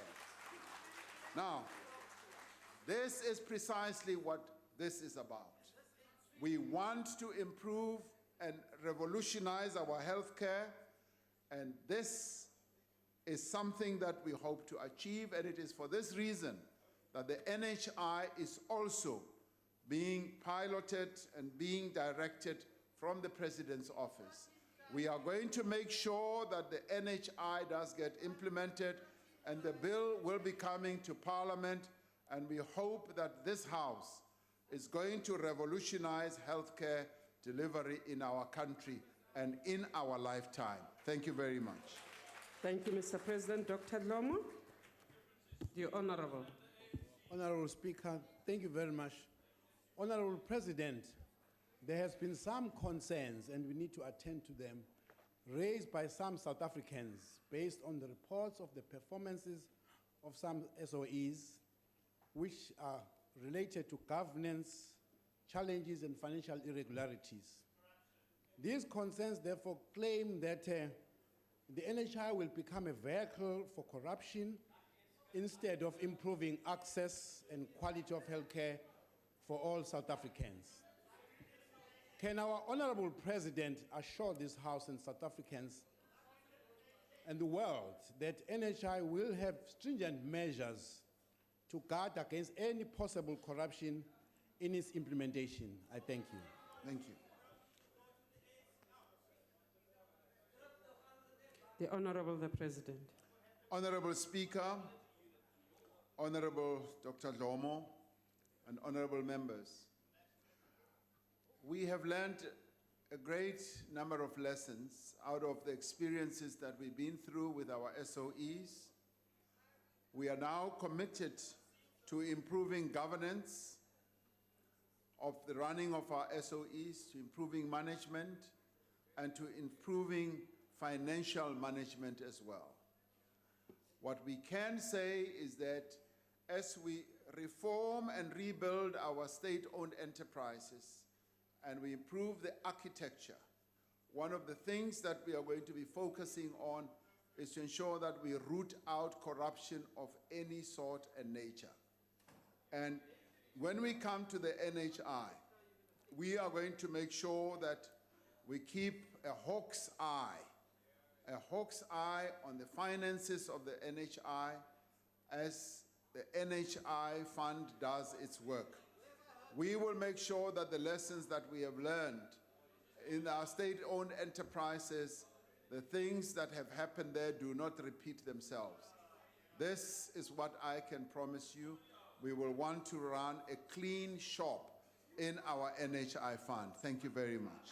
Thank you, sir. The Honorable van Staden. Thank you, Madam Speaker. Mr. President, I hear what you say about the NHI. But what is your reaction to the fact that certain companies who's listed on the Johannesburg Stock Exchange lost altogether an amount of almost 14 billion rand on close of business last Tuesday, due to the fact that the National Health Insurance Bill was tabled in Parliament the Thursday before. And because of that, in the interest of South Africa, to prevent any further financial losses in our economy, don't you think it will be better and wise to abolish this program because of the fact that there's now problems in Britain with the NHS system, there was problems in Ireland with the system, and it was abolished 4 years after it was implemented there, and we also saw in the past problems in America. Thank you very much. Thank you, sir. The Honorable the President. Thank you, Honorable Speaker. Honorable van Staden, yes, I did note that a number of companies that are listed on the Johannesburg Stock Exchange lost some value as a result of the introduction of the NHI bill. And that largely happened because there are people in our country who are against transformation, who are bad-mouthing the National Health Insurance. They send negative messages, alarmist messages, when we are seeking to ensure that there is social justice. Now, those people don't realize that we could lose everything if we do not introduce a measure like this one. And the loss, and I feel sorry for those who have lost money, but losses on the stock exchange happen from time to time. Sometimes it can take a president of another country to say something and the stock market can be wiped out. Sometimes something positive can be said, it goes up. So that is the vagaries of the market. Now, we cannot say because of that, we should now abandon the 84% of our people who need to gain and benefit from national health care. We cannot say that. We need to come up with programs that are aligned to advancing the interests of the majority of our people.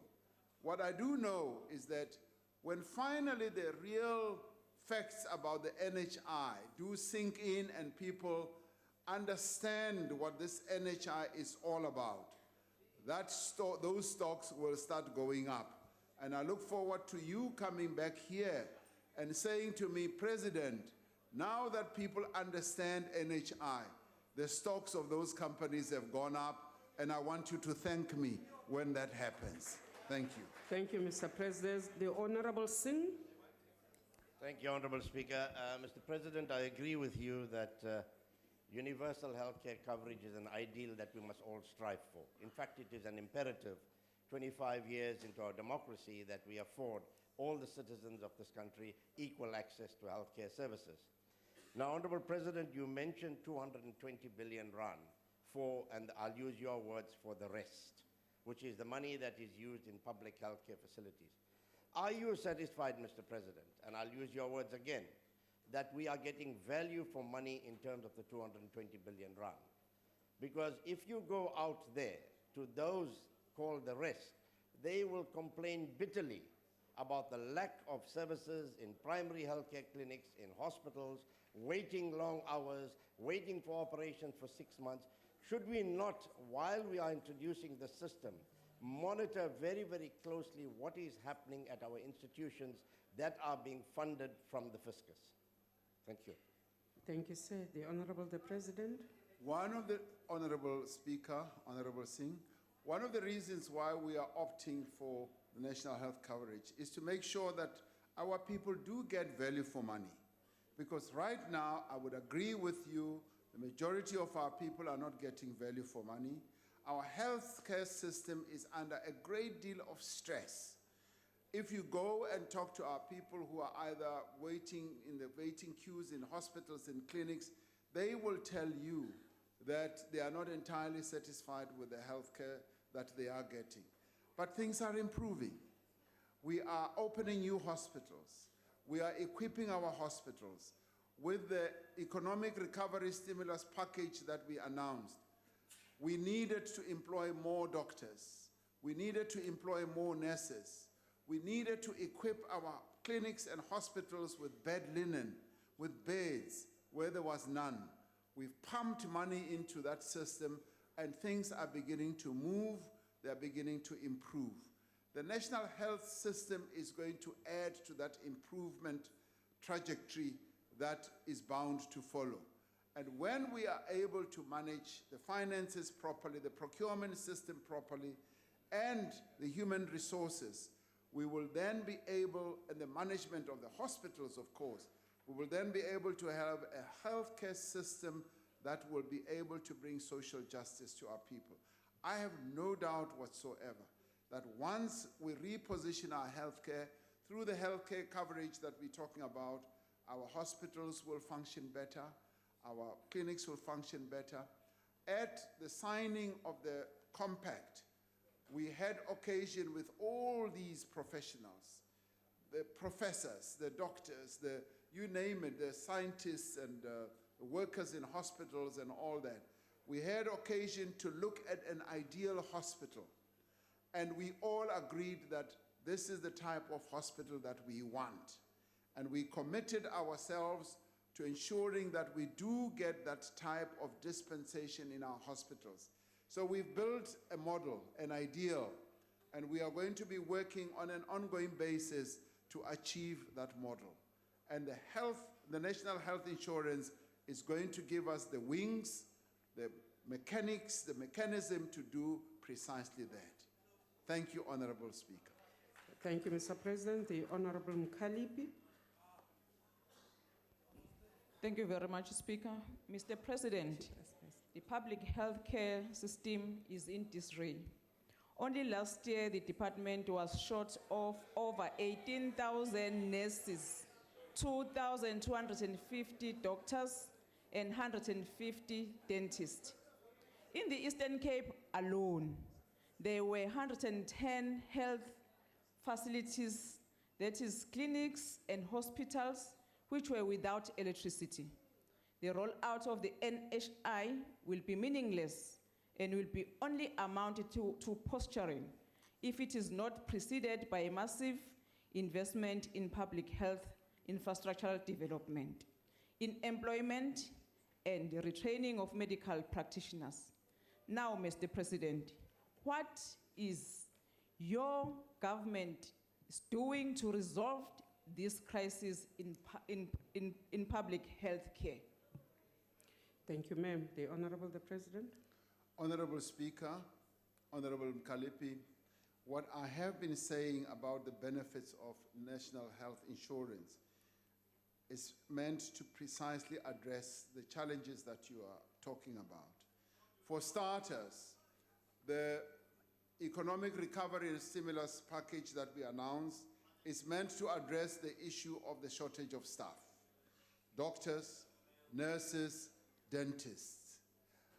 Admittedly, we may not be able to employ all those various thousands that we need this year, but on an ongoing basis, as the fund is set up, as the process moves on, we will be able to employ the professionals that we need in our hospitals, the workers that we need in our hospitals.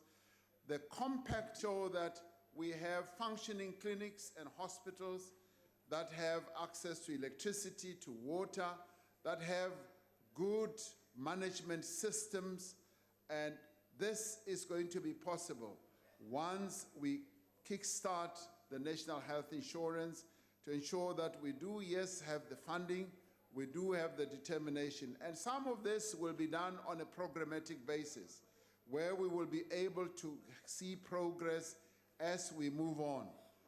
We are under no illusion that the national health insurance is going to be the immediate panacea to all the challenges that we face in healthcare. It is going to be a process, it's going to be a long process, but we are committed to embarking on this journey to improve our national healthcare system, and we will be improving infrastructure as well. Thank you, Honorable Speaker. Thank you, Mr. President. That was the last of the supplementaries for question 4. We move on to question number 5, put to you by the Honorable Hlengwa. Honorable Speaker, honorable members, the acceleration of land reform is essential for the transformation of society, particularly in relation to tackling poverty and growing our economy. The Presidential Advisory Panel on Land Reform and Agriculture, which I appointed in September 2018 to provide expert advice on the critical task of land reform, has produced several far-reaching recommendations to ensure that we correct the skewed distribution of land in our country and also address the issue of land use and utilization. This is necessary if we are to reduce inequality. Through providing poor South Africans with land on which to farm, to live and to run businesses, we will be able to break the cycle of poverty in which many people are currently trapped. The report of the advisory panel has been presented to Cabinet and has been made available to the public. The report provides a detailed and critical assessment on progress since 1994, and it also outlines some of the weaknesses in our policies and programs. This report recommends legal mechanisms to recognize, to register, to record, and to enforce a continuum of land rights so that all our people become right holders. The panel has called on government to immediately identify well-located as well as unused or underutilized land and buildings for the purposes of urban settlement and to prioritize poor tenants for upgrading their rights. The panel argues that expropriation without compensation should happen. And it also said expropriation without compensation by itself is not a solution to land reform, but is just one of the means and the mechanisms of acquiring land. The report goes much further to address questions of who should benefit and promotes a participatory and democratic area-based approach to identifying land needs. The panel's recommendations complement and reinforce the work being done by the Interministerial Committee on Land Reform that is chaired by the Deputy President.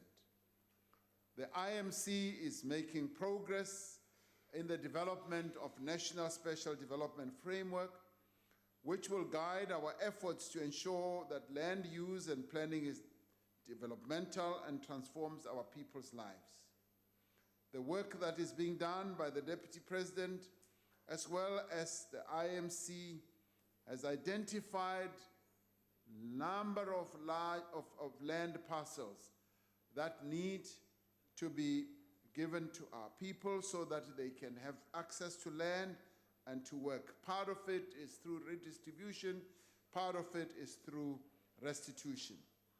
Now the IMC, the Department of Public Works and Infrastructure has released 100 parcels of land for land restitution purposes. For the remaining parcels of land use studies are being finalized, which include land identified for human settlements. Progress is being made in the development of an integrated model for farmer support. The model entails the provision of financial and non-financial support through the value chain. It is intended that together with the work already underway, the panel's recommendations will inform the finalization of a comprehensive, far-reaching and transformative land reform program. And the work that has been done by the panel obviously will be the work that will complement the work that we are doing here in Parliament in dealing with the issue of the land question. Cabinet still needs to consider the findings and recommendations of the panel, the report having been presented to Cabinet, Cabinet having released it for debate and discussion throughout the country, will thereafter be able to settle down and give consideration to the recommendations, after which it will then make a pronouncement on the implementation of this report. And we're hoping that this will also dovetail with the work that is being done here in the National Assembly on the land question. Thank you, Honorable Speaker. Thank you, Mr. President. The Honorable Shengwa. Thank you very much, Madam Speaker. Mr. President, you will agree that one of the challenges with the report is that there was no consultation in some of the areas in which it did its work. And the point in case, of course, is the issue of Ingonyama Trust. Never met with the board, the trustee, the originator of the bill, or the residents, nor those who administer the land under the jurisdiction of Ingonyama Trust. But secondly, it's been the naive political ploy to dirty the Ingonyama Trust as part of the deal which saw the IFP contest elections in '94, which you, Mr. President, are in a position now to clarify that was not the case. But interestingly enough, the person who was there, Mr. de Klerk, issued a statement yesterday as part of your sufficient consensus arrangements where he explains that Ngonyama Trust was not part of the deal that saw the IFP contest elections. I can hand it over to you as well since you're receiving documents today, Mr. President. But what is important, Mr. President, is I put it to you that do you still stand by the commitments that you made insofar as Ngonyama Trust is concerned, vis-a-vis now the recommendations which say it must be reviewed or repealed, which we certainly don't agree with.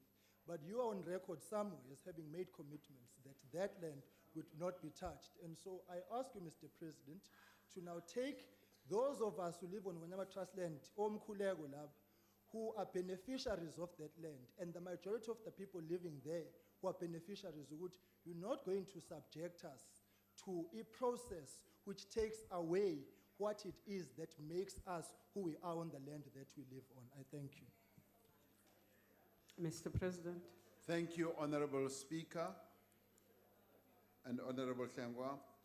I'm able to say that the Cabinet discussed this matter just yesterday, reflected on what we need to do in relation to our dealings with the Ngonyama Trust. And this was prompted by a letter which I received from His Majesty the King, which I will be responding to.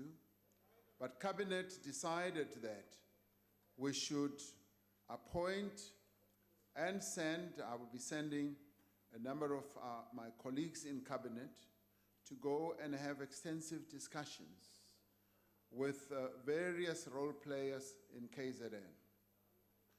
And Minister Mantashe will be part of that delegation. Minister Mtembu, Lamula, Didiza, Dr. Zweli Mkhize will be working with our Premier as well as various MECs. They have been given directives by myself to go to engage with various role players in KZN about this matter and come back and report to me and to Cabinet.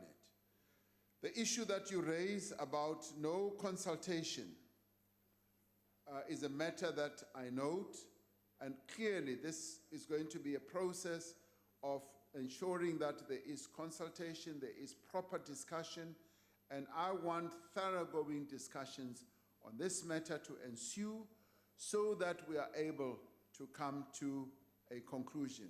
Remembering that there have been two entities, the High Panel Review Report, which was led by President Kgalema Motlanthe, former President Kgalema Motlanthe, and the other one, which I appointed the advisory panel, and the process that is also being led by the Deputy President. All these have come up with certain recommendations that now need to be discussed. What I did say is that there will not be any arbitrary action that will be taken, yes, on the Ngonyama Trust. We will need to sit down and discuss with all the key role players so that everybody becomes part of the solution. That is what I am able to say to yourself. So the team will be going to engage with people like yourself and a whole range of other people. But I will be responding to His Majesty the King, as he wrote to me. Thank you very much, Honorable Speaker. Thank you very much, Honorable President. The Honorable Malema. Thank you, President. Don't you subscribe to democratic means of ownership of the land? And if you do, does Ngonyama Trust represent that democratic way of ownership of the land? Because there are no holy cows here. All of us, king, queens, chiefs, must be subjected to the Constitution of the Republic of South Africa. All of us must serve that Constitution. And therefore, President, if you subscribe to the democratic means of ownership of the land, Do you agree with the recommendations of former President Kgalema Motlante's panel? Thank you. The Honorable the President. Thank you, Honorable Speaker, Honorable Malema. Yes, I do subscribe to the democratic processes of ownership of a whole range of assets in our country. And in this regard, the issue of dealing with the Ingonyama Trust is a matter that we've got to approach in the way that I've outlined. There needs to be proper discussion and consultation. And consultation is part of a democratic process. It is not something that should be seen as being outside a democratic process. We've always been able to resolve various problems and challenges through discussions, through consensus building, where there's always been give and take. And this, in the end, would be an opportunity for us to do precisely that. Thank you, Honorable Speaker. Thank you, Mr. President. The Honorable Maimani. Thank you, Honorable Speaker. I have been engaged with communities all across the country who have made claims for land. One is such as Gwatyu, and there are many others. Today, your government has been found against in the Constitutional Court. I want to read to you what the Constitutional Court in fact says. It says that your government jeopardizes not only the rights of land claimants, but the constitutional security and future of all. It in fact proceeds to say, more accurately, South Africans have been waiting for centuries. The department's failure to practically manage and expedite land reform measures in accordance to the constitutional and statutory provisions has profoundly exacerbated the intensity of the debate and the bitterness in our country. It concludes by saying, it is the institutional incapacity of the department to do what the statute and the constitution requires of it that lies at the heart of this colossal Your crisis. question. So my question is, Mr. President, why, if the judges are saying the issue is not the Constitution, does your party continue to want to amend Section 25 of the Constitution? Mr. President. Honorable Speaker, Honorable Maimani, the judgment you are referring to was discussed by Cabinet yesterday. And we were all rather sad that the events that the judge spoke about actually happened. And we vowed that we have seen the end of this. It should never ever happen again, where the government of the Republic of South Africa is seen as an obstacle through its own inefficiency, incapability, and incompetence to see this type of thing happening. Now, I got involved, so you know, with another, or I was made to intervene in another case, and the Deputy President has also been able to intervene in others, where the communities had waited for almost 15 years. And we were able to intervene and get departments to work together. What we have had as a government system has been a situation where we work in silos. We've been working in silos, and departments don't talk to each other for years on end. We're bringing that to an end. And we are saying we now need to have joined up government, where government departments are able to work together from the ministerial level right down to the officials at the lower end, where as we approach any issue that impacts on the lives of our people, we act jointly, we do it together, and we find ways in which we can support and assist one another. So the situation that you described was clearly outlined in Cabinet, and we are going to ensure that that comes to an end. The issue of Section 25, Honorable Maimani, is going to be finalized by this National Assembly, and let us engage in that debate. I look forward to the debate that will ensue here as we deal with the issue of amending Section 25 or not so. Let us engage in that and sharpen our wits so that we bring cogent arguments as to why it should happen and why it should not happen. So I'm saying, let us wait for that moment. Thank you very much, Honorable Speaker. Thank you, sir. The Honorable Breed. Thank you, Madam Chairperson. Mr. President, two of the members of the advisory panel released a supplementary report. Yes. Have you considered the content of this report? And will you take their recommendations into account? Specifically looking at the fact that the original report ignores targets set out by the NDP, ignores the decline of commercial farmers, ignores the state's past failures with regard to land reform, and fails to take into account the economic impact of expropriation without compensation that we have felt already. Thank you, Madam Chair. Thank you, ma'am. The Honorable the President. Honorable Speaker, thank you very much. The Cabinet has received the report. And in receiving the report, as they presented that report, we had Mr. Dan Creek, who has issued, together with Mr. Serfontein, they've issued an alternative report or proposals. Cabinet is going to consider both. It will consider both and debate on both, and it will deal with the issues that you are highlighting, the impact on the economy, food security, and the various issues that they have raised. Because they have raised cogent issues that need to be addressed by the Cabinet, and indeed, they need to be discussed and addressed by everyone else. So they will be considered. Thank you very much, Honorable Speaker. Thank you, Mr. President. We go to your last question for the day. It was put to you by the Honorable Dr. Mulder. Honorable Speaker, honorable members, while the Constitution enjoins the President to promote the unity of the nation, it is the role and the responsibility of all South Africans to build a country that belongs to all who live in it. In undertaking my responsibility as the President of the Republic, I am guided in the main by the preamble to our Constitution.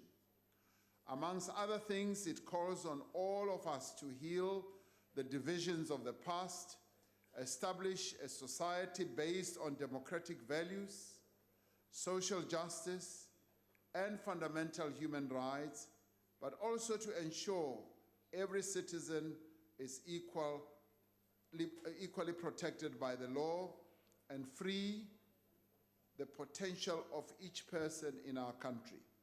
The achievement of national unity depends on the advancement of equality in all spheres of public and private life. All South Africans must have the same rights and opportunities regardless of race, gender, sex, ethnic or social origin, color, sexual orientation, age, disability, religion, conscience, belief, culture, language, and birth. Since 1994, we have put in place policies as well as programs to safeguard these rights and advance these opportunities. We have sought to advance the constitutional principle that everyone has the right to use the language and participate in the cultural life of their choice. Given the huge inequality in our society, which is mainly defined along lines of race and gender, the promotion of national unity requires that we take measures to advance those South Africans who have been disadvantaged by unfair discrimination.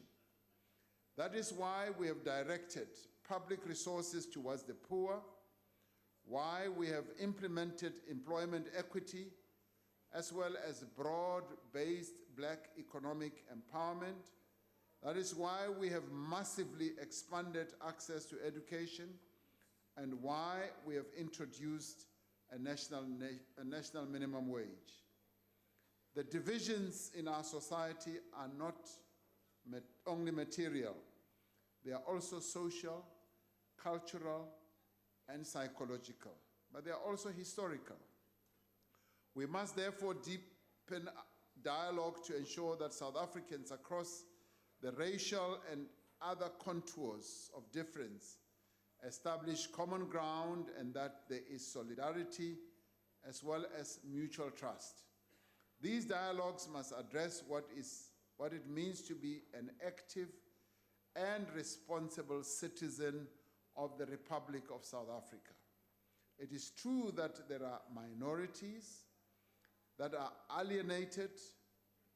Then we need to find the reason why they feel alienated. And I would even say, I would hasten to use the word minorities.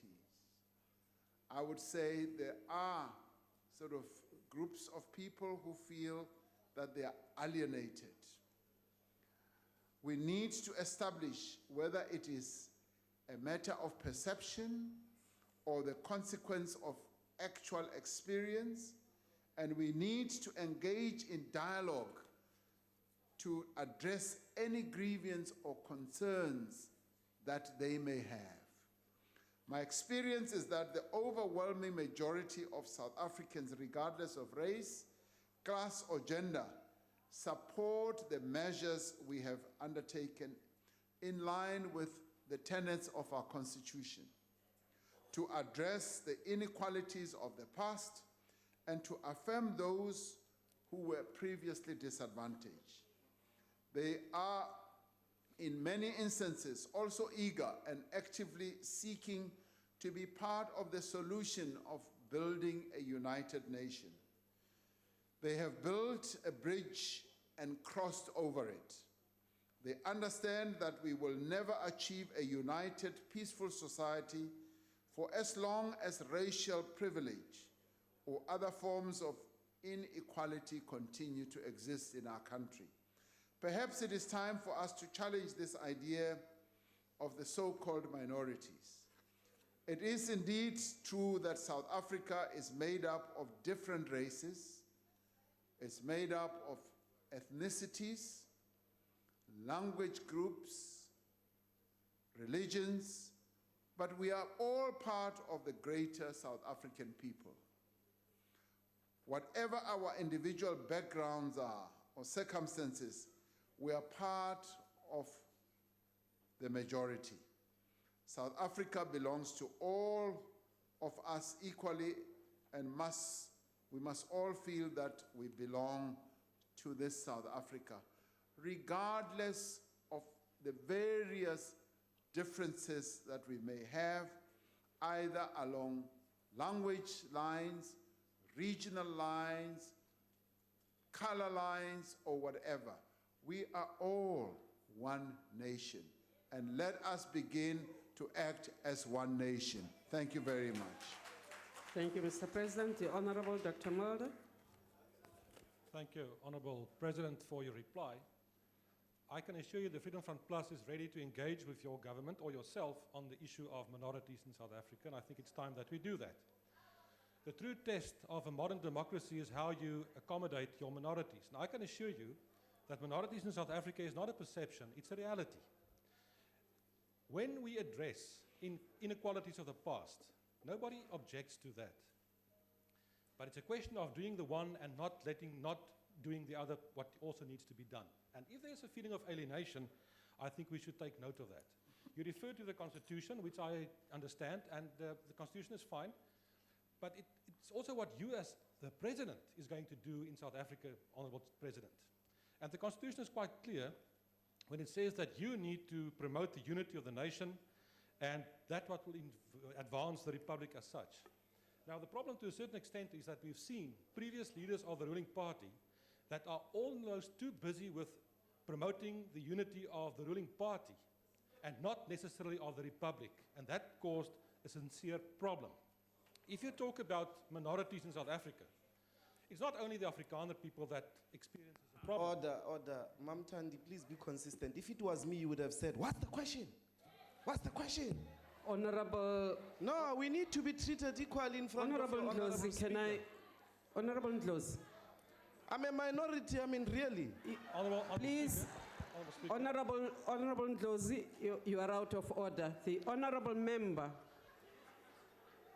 Honorable Mulder, Yes, ma'am. put the question to the president. He has 2 minutes Yes, Honorable before he puts his question. Yes, Honourable Speaker, it's time Please that proceed. It's time that we workshop the Honourable Dr. Ndlozi, who is not well known with the procedures of Parliament.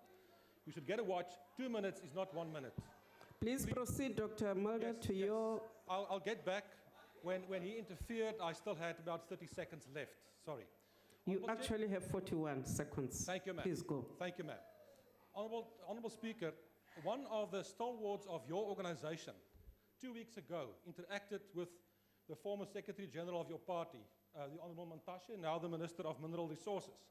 And she said the following about minorities. She said, I never thought the day would come where I will be known as a minority. He said to me, he jumped up, don't worry about that. I said that it's what you say. But what are you as a leader doing to rank and file if you sit in your office and say, I'm not a minority?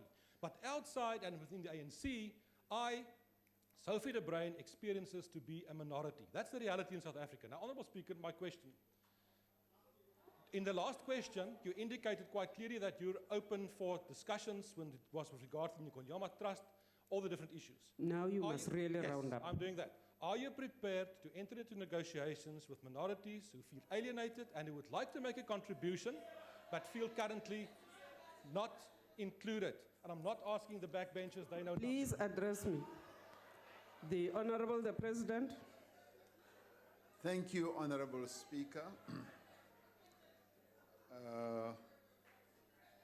Yes, it was interesting to see the battle between the two doctors, Dr. Ndlozi and Dr. Mulder. Quite fascinating. Yes, the answer is yes, I'm prepared to enter into that type of discussion. And I look forward to a dialogue between us to discuss precisely the issues. And I do, Dr. Mulder, Honorable Mulder, recognize that there are concerns. And these are concerns that we need to sit down and talk about. We did do quite a lot of work in that regard leading up to 1994. We used to be able to sit and chat about these matters. And now we've been caught up in the process of governance, and we now need to start again to engage in those types of discussions. So I'd like to extend a hand to you and say, yes, we will set time aside to have those types of discussions. Fireside chats for that matter. Thank you very much. Thank you, Mr. President. The Honorable Mashabela. Thank you, Mr. President. There is a growing tendency in society which would like us to believe that unity means forgetting the injustices of the past, which are manifested in the present by pervasive racism, race-based inequality, landlessness, and continued marginalization of black people from the economic, social, and cultural life in the country. In fulfilling your responsibilities to unite the nation, Mr. President, what must be the premise of that unity? Should it not be a thoroughgoing transformation of society that includes a rejection of colonialism and apartheid, and all that represented, including the inclusion of the stem in our national anthem? Thank you very much. The Honorable the President. Honorable Speaker, Honorable Member, Honorable Mashabela, that is. Yes, unity should not mean forgetting the injustices of the past. The preamble to our Constitution enjoins us to recognize the injustices of the past it also it also enjoins us to embark on a journey of doing something about those injustices. Together as a nation, embarking on a transformative journey. Yes, indeed, rejecting what represented those injustices of the past in the form of colonialism and apartheid. Transformation must mean that we affirm those who were disadvantaged by the policies of the past, and at the same time, while we are on a journey to unite the people of South Africa, taking into account the various concerns that people may raise, and this we will be able to do in discussion and in active dialogue. The issue of the stem, the part of our national anthem, is what we arrived as a symbol of enabling us to build the nation that we are. And as I said, as we proceed on this basis, there are compromises, accommodations that need to be made.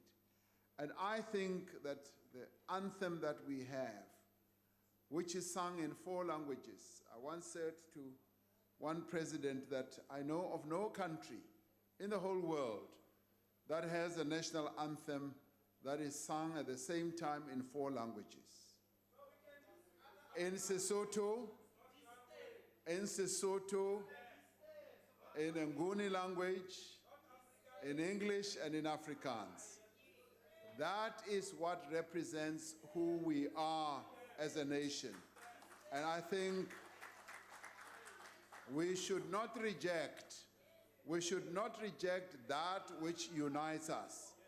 Everything that unites us, we must embrace, and we must reject everything that divides us.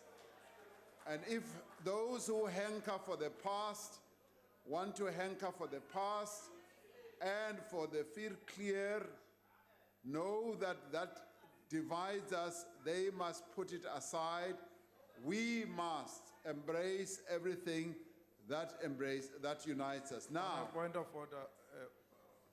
What's your point of order, Honorable The Malema? point of order is that we are not talking about Afrikaans, the language. We're talking about the stem. Apartheid song that was sang when they were saluting that apartheid flag, which the court said it's a hate speech yesterday. So you must differentiate between the language and the song. We have no problem singing Afrikaans. Thank you, Honorable Malema. The stem, can 8. Honorable Malema, the point of order, unfortunately, will not be sustained. Honorable President, please continue.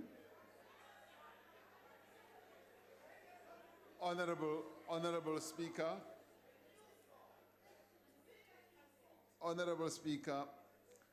we need to understand that we have embarked on a journey which started 25 years ago. And this journey is a long journey. It's not going to be completed overnight. And it involves understanding one another, being able to be aware of the concerns of all of us, and embracing one another as one nation. We come from different histories. We come from different parts of the country, but the beauty that we have as South Africans is that we are diverse and we've got beauty in our diversity, and that is what distinguishes us from any other nation in the whole world. And this is what we must uphold. And it is clearly well articulated in our Constitution. So that is how we need to move forward, but at the same time, we must be transformative in what we do and reject those things that come from the past that seek to divide us and take us backwards. Thank you very much, Honorable Speaker. Thank you, Honorable President. The Honorable Hlape. Thanks, Honorable Speaker. Mr. President, the preamble that you have alluded to goes on to say, through our freely elected representatives, we adopt this constitution as the supreme law of the republic. It then goes on to indicate 4 key issues that it seeks to achieve. My question, Mr. President, is that what role can the elected representatives of minorities, for lack of better word, what role can they play to allay this subjective fear or feeling of alienation as purported by Dr. Mulder? I thank you. The Honorable the President. Honorable Speaker, I think that is a very important question. And I'd like Dr. Mulder, in the talks that we will have, we need to address precisely that question that has been raised. What role would the people that you say have serious concerns because they feel that they are minorities, what role can they play to make sure that what is set out in the preamble of our Constitution is realized? What role can they play to make sure that there's social justice in our country? What role can they play to ensure that every citizen is equally protected, even those who, under the system of apartheid, were disadvantaged and did not enjoy any rights? What role can we play to embrace one another so that we become this nation?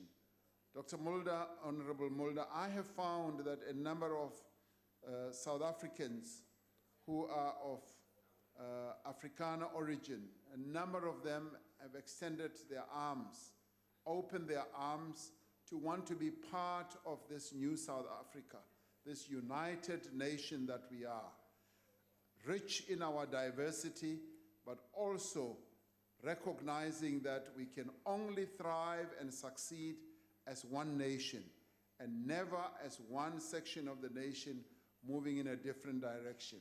And they embark on a number of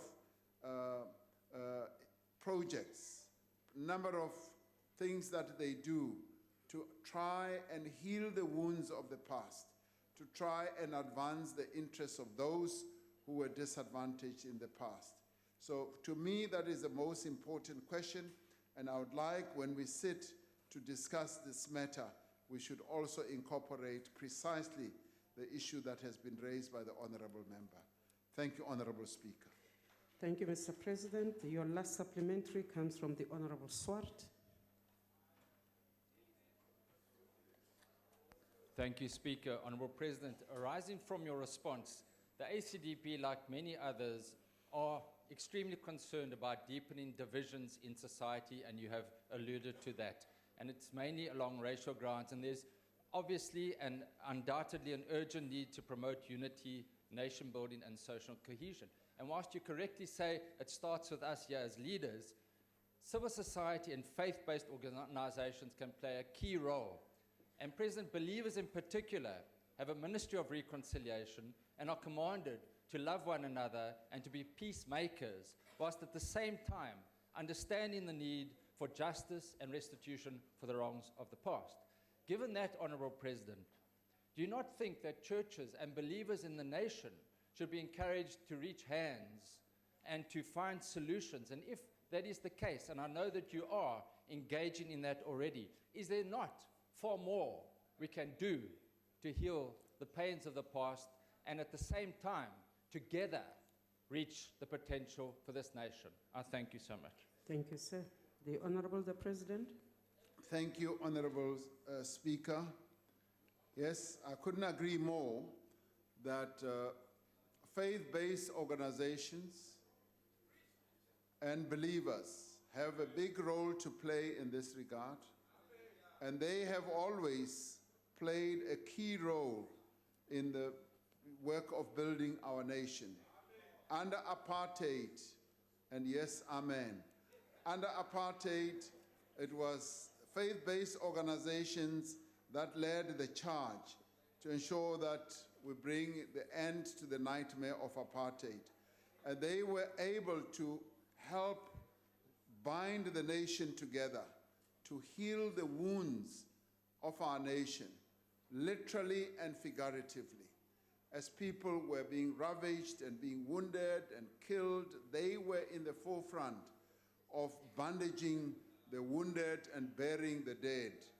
And they were also in the forefront of ensuring that there is peace. We once went through a horrendous period in our country where peace was nowhere to be found, and they are the ones who led the process for the peace accord in the late 80s and the early 90s.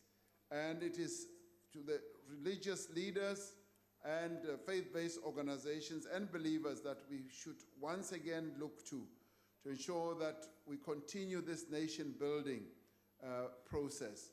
But they underpin it with what they call a moral regeneration.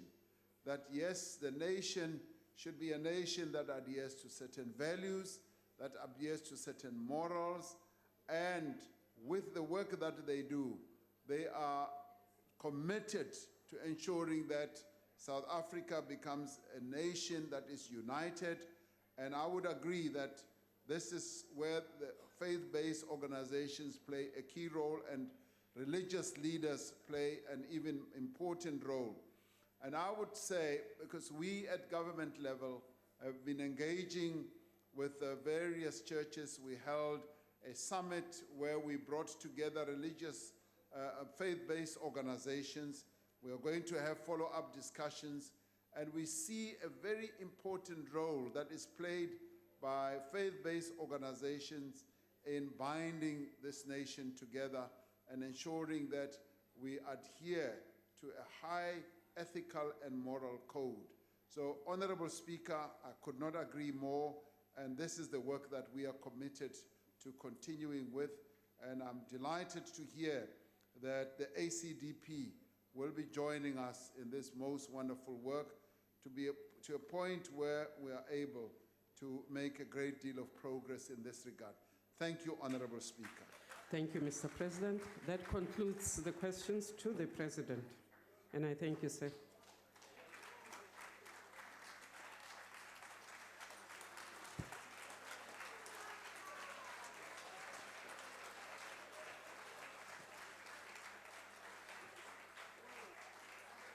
Thank you.